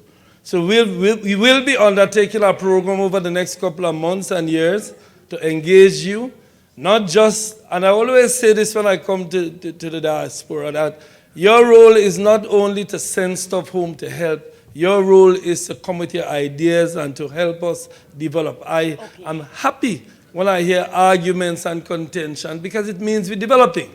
It means that we have different views. I just want to say this to you in conclusion, that a lot of what you hear about Grenada comes from, what is the thing called Facebook?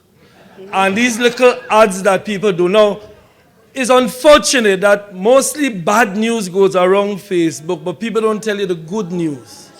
The good news about people getting scholarships and people getting medical help. I know in the town of St. George, for example, we have 15 youth going off to Toronto on Saturday to do farm labor in Canada, and they're happy to do that.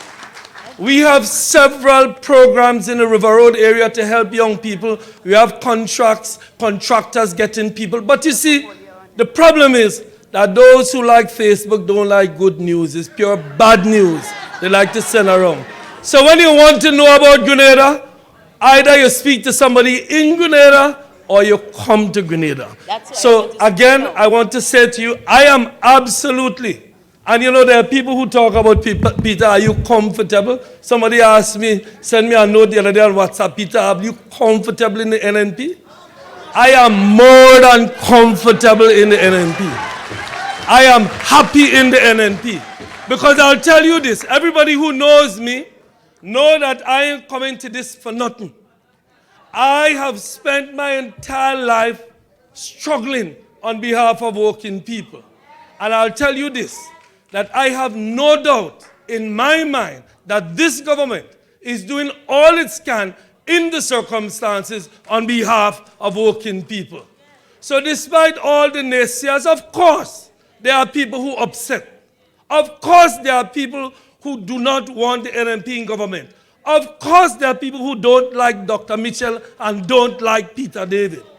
But I don't care if you like me or you like Doc. All I'm interested in is love Grenada. Thank you, and may God bless you.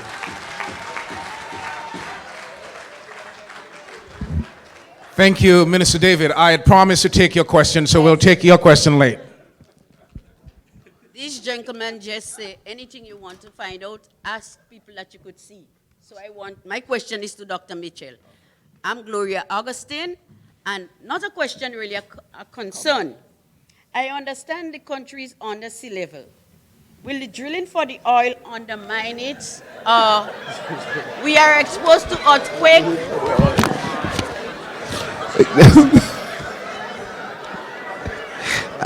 I like that one. I like that one. If the oil is under sea level, if that would affect when you take it out. No, my dear, it won't affect it. It won't affect it. No, in the point I'm making, like No, but- we exposed to more earthquakes. No, you don't have to worry about that, my dear. The technology is there. I hope so, because wouldn't that's affect- recording. It wouldn't affect it, my dear. All right, that was my concern. All right. So we have to put an end to it. I'm so sorry. We have to. They're telling us it's 9:30 and we have to end. Folks, We that, also had that was the end of the question segment. It's very brief, and what I was trying to do is try to see if I could compile a lot of the questions that was not asked here, that the Prime Minister didn't speak about, and see if I could get it out. But there's just a limited amount of time to ask a question, so that's how it is. But what we're going to try to do is see if we could get the Prime Minister or a minister or some sort to come and talk to us here, so we could ask some further questions, because I think it's important. That we get some of those other questions answered. I know you guys took a lot of time to ask to pose the questions. I want to be able to ask the questions. All right, let's see some entertainment happening right now. Some entertainment right now. We gonna make the thing nice. The young lady asked my question about the cultural center in Simon. So are you okay? Are you feeling good? Anybody here from St. George, say yeah.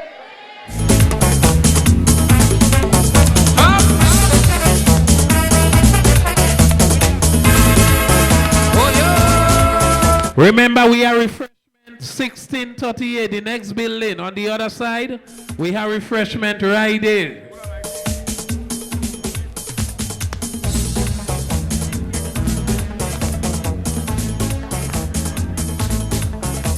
Anybody here from St. Andrew, say yeah. Anybody from St. George's Northwest in the building? Yes, folks, we are back and we are live, and we have Gabby.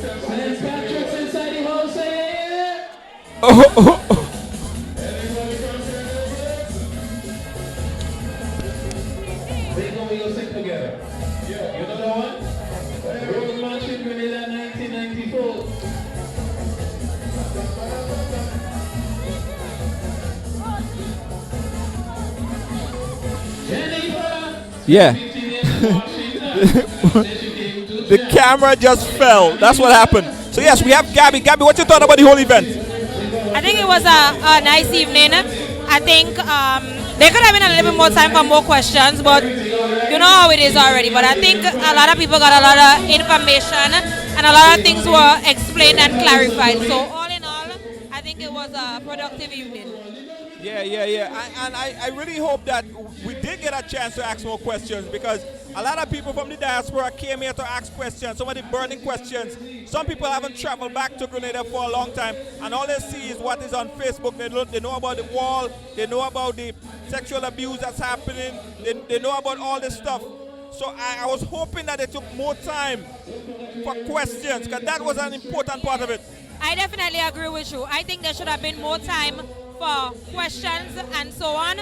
I thought the questions were cut short, and then a lot of questions from online too. I thought they should have come back to the online people as well for more questions. So I think it was more of a speech than anything else, but a lot of questions were asked, but I just thought there should have been more time allocated for questions. Yeah, I really think so too, and I'm gonna try to get the Prime Minister here so he can talk with us in further details.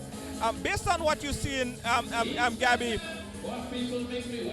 do you think that the Prime Minister being here today fulfilled the obligation and reason to come and to bring the information to the people? Did you get the information from the speeches that you was expecting? I think there was a lot of information that we didn't know that we got, but I also think that there was some specifics that people were looking for that they didn't get. Like for instance, the China question. There was an answer, but there was not a concrete answer.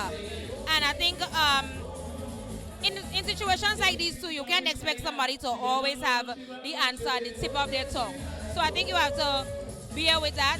But I think in your case, there should be a lot of follow-up with, them and their representatives as to more concrete information that people wanted that they didn't get, and I think you could be the one to bridge that gap and kind of create that scenario where you ask them and you bring it back to the people. Yeah, that is one thing that we're really trying to get, because when you look at what's happening in places like Zambia, places like Sri Lanka, and these other places that fall victim to predatory lending, which people call predatory lending by China, and people are genuinely concerned, and they have reasons to be concerned. I think, you know what, the way in which the question was brought forth, I don't think that Dr. Mitchell was aware of the situation, because there's a lot of online back and forth with the story from, I think, one of these African nations and so on, where people have seen what China has basically done in terms of taking over electrical companies and that kind of stuff like that. And I think maybe Dr. Mitchell is not aware of that, so I don't. No, he have to be aware. He's the prime minister. You have to be aware. Huh? I say he has to be aware. He's the prime minister. If anyone has to be aware of the bills of the country, has to be the prime minister. He's also the minister of finance. He knows what's happening. Well, yes, but you know how you asked the question? There was no background information. So I think he probably took it as a general question as to what we owe, but not the bigger picture as to what is the major concern of us developing a relationship. Because in his response, he was saying, okay, we may not agree with how they govern, and they might not agree with how they govern, because it was like from a communist standpoint then, but not really from a financial, well, look at what is happening in other places, and that we should be mindful of that. Absolutely. Guys, we are here. We're broadcasting live from the town hall meeting. Zingo is performing right now.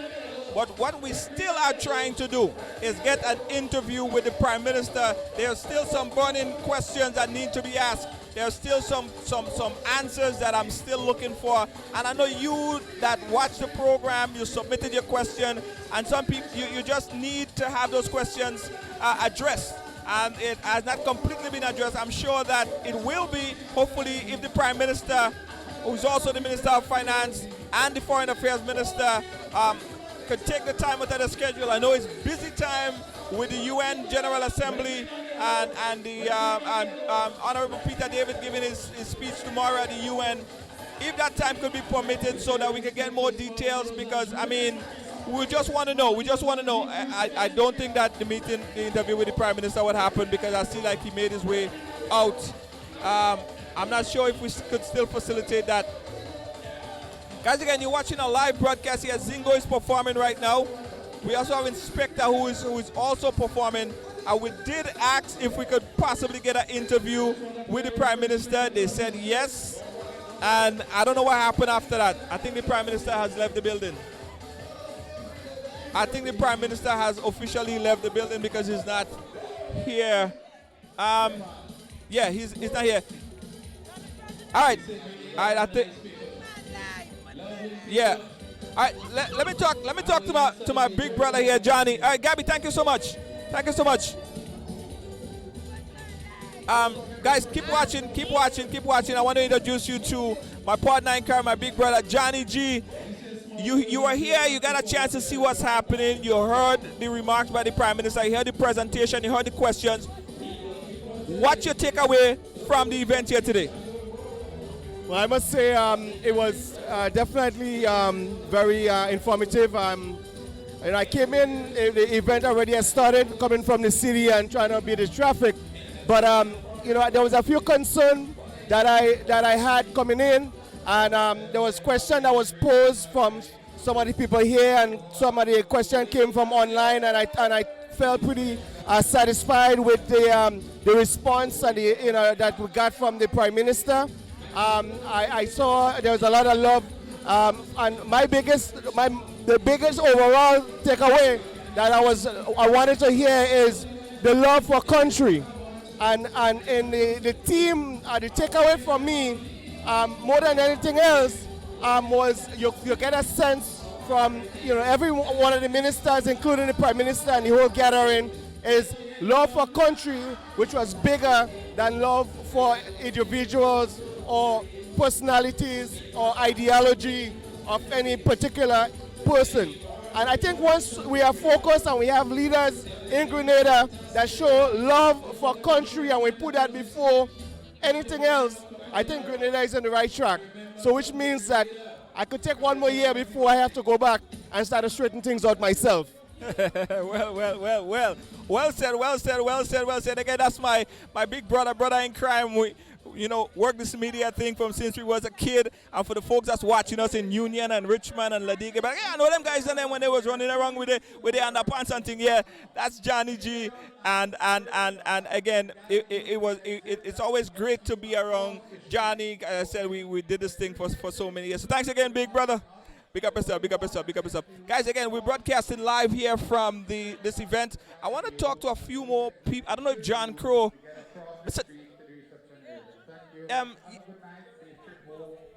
Yes, we're trying to get a chance really quick. Yes, really quick. I really wanted this interview here and is here. Absolutely. How are you doing? Yes, thank you so much. I know there's a lot happening. Thanks for taking the time to chat with us. I'll ask you directly. 2 weeks ago, a week ago or so, I saw a video of a news brief from MTV that said that Grenada now have access to over $4.5 million from Chinese loan. Could you explain the loans and what is it for and what is the interest on the loans? $4.5 billion US dollars. It's a program developed by President Xi called the Belt and Road Program. It's not Grenada alone having access. The Chinese have made $4.5 billion available to countries who join this program. It's basically a cooperation program for infrastructure. So we are going to develop programs, and it's not Grenada alone, it's Grenada, all the Caribbean countries of Africa. We are going to develop programs in infrastructure, submit it to the Chinese, and from there we engage in discussions about how we get it. So it's a very positive thing. In fact, Trinidad and Tobago has spoken a lot about it. Antigua has joined it. Guyana has joined it. So it's a mechanism that the Chinese have developed to make low levels of financing available to the governments of the region. What is the payback interest on the loan? Well, that is negotiable. It's low interest, and that's It's low interest or no interest? Low interest. What's the low number? I don't know. All of these things are subject to negotiations. We have not entered into a loan agreement. It's a mechanism through the Asia Development Bank in Beijing where monies are available. The terms and conditions of the loan are negotiable, like in any other institution. So that's what that was about. Okay. So I mean, we've been following a lot of people. I know you got to run. We've been following. You know what?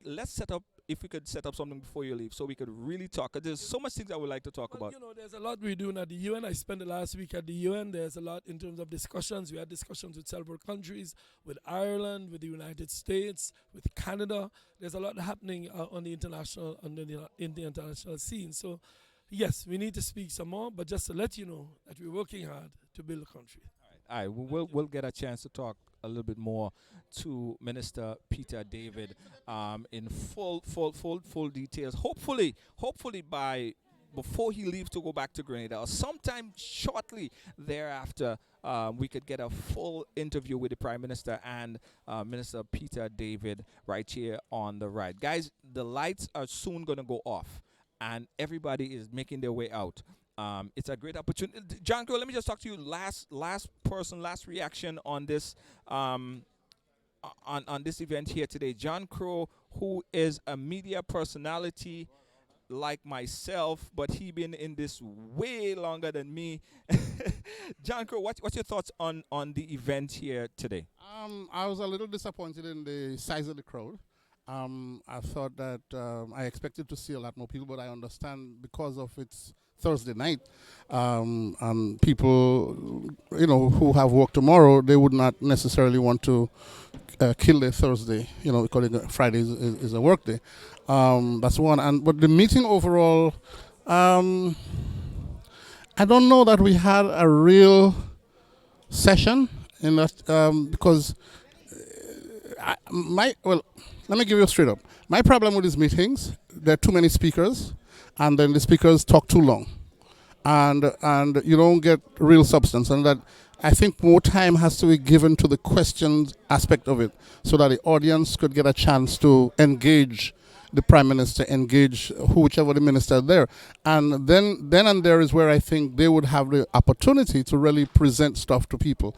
They're coming in, I mean, you give a little brief something, but then give the majority of the time to the people and let the people talk. And every time they do these meetings, I always say that a lot of the time is killed in presenting stuff that most people don't even know anything about. Right, yeah, and I think that is a general consensus with everyone here. Not enough time allocated to questions. When people came here as a town hall meeting to ask questions, so they needed to cut down on the presentation, and every time that's what happened. So I think they really need to restructure this town hall meeting and understand that and understand that this is not a presentation. This is a town hall meeting. It's not a political meeting, and I think they approach it from a political meeting standpoint, where everybody on the panel has to speak, and everybody had to speak like they're doing a dissertation. They had to give a whole long lecture on the presentation. It's unfortunate. I was at my son's parent-teachers night, and I was able to drive from Queens to Brooklyn and still cut the Prime Minister, even though he came on just before I left Queens. And I was able to get here in time to catch him the ending of his presentation and then into the question thing. It kills it. But overall, I mean, Kit Mitchell is Kit Mitchell, and he knows how to, play to his crowd and play to his folk, and, he's successful on that level. All right, thank you, John Crow. We'll talk a lot more about this, guys, and we thank everyone for joining us. We have to cut out of here right now because the lights are going off. Everybody's leaving.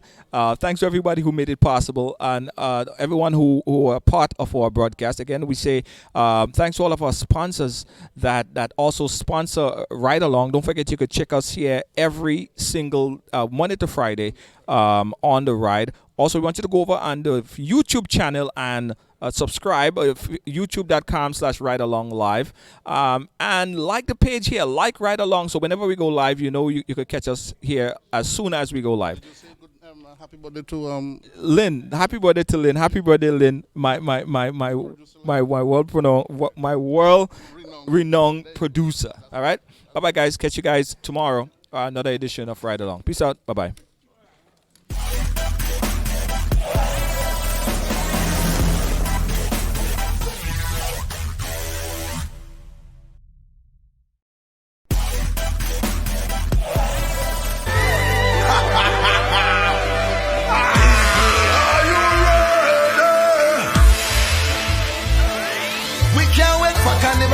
Drinking rum and getting on, roaming all over the town.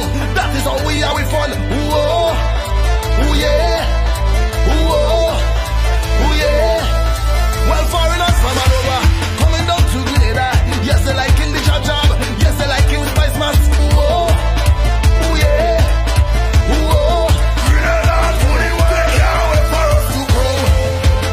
They can't wait for us to come.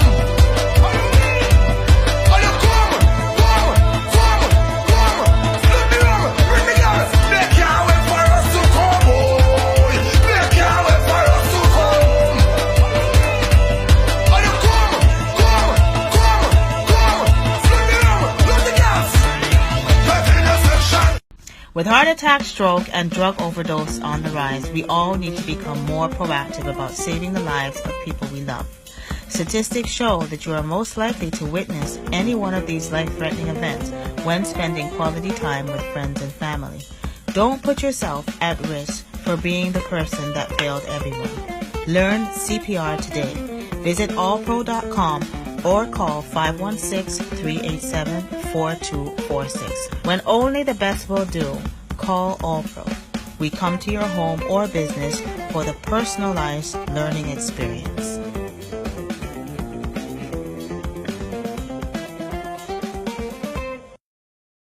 We're ready for the road. Red Eye, Red Eye, Red Eye. This year we inside Club KOD King of Diamonds. Red Eye returns to Club KOD King of Diamonds. This year we inside. The three kings are coming. Three big soca stars live in Red Eye. Saturday, October 6th, Miami Carnival Weekend. Performing live, the Viking, Bungie Garland. We are the sound of soca.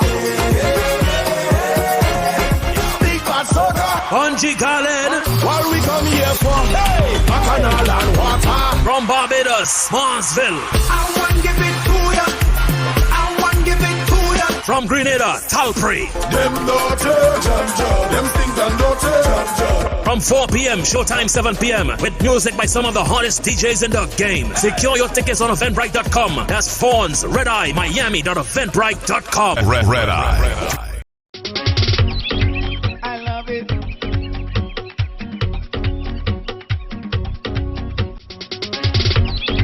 I love it.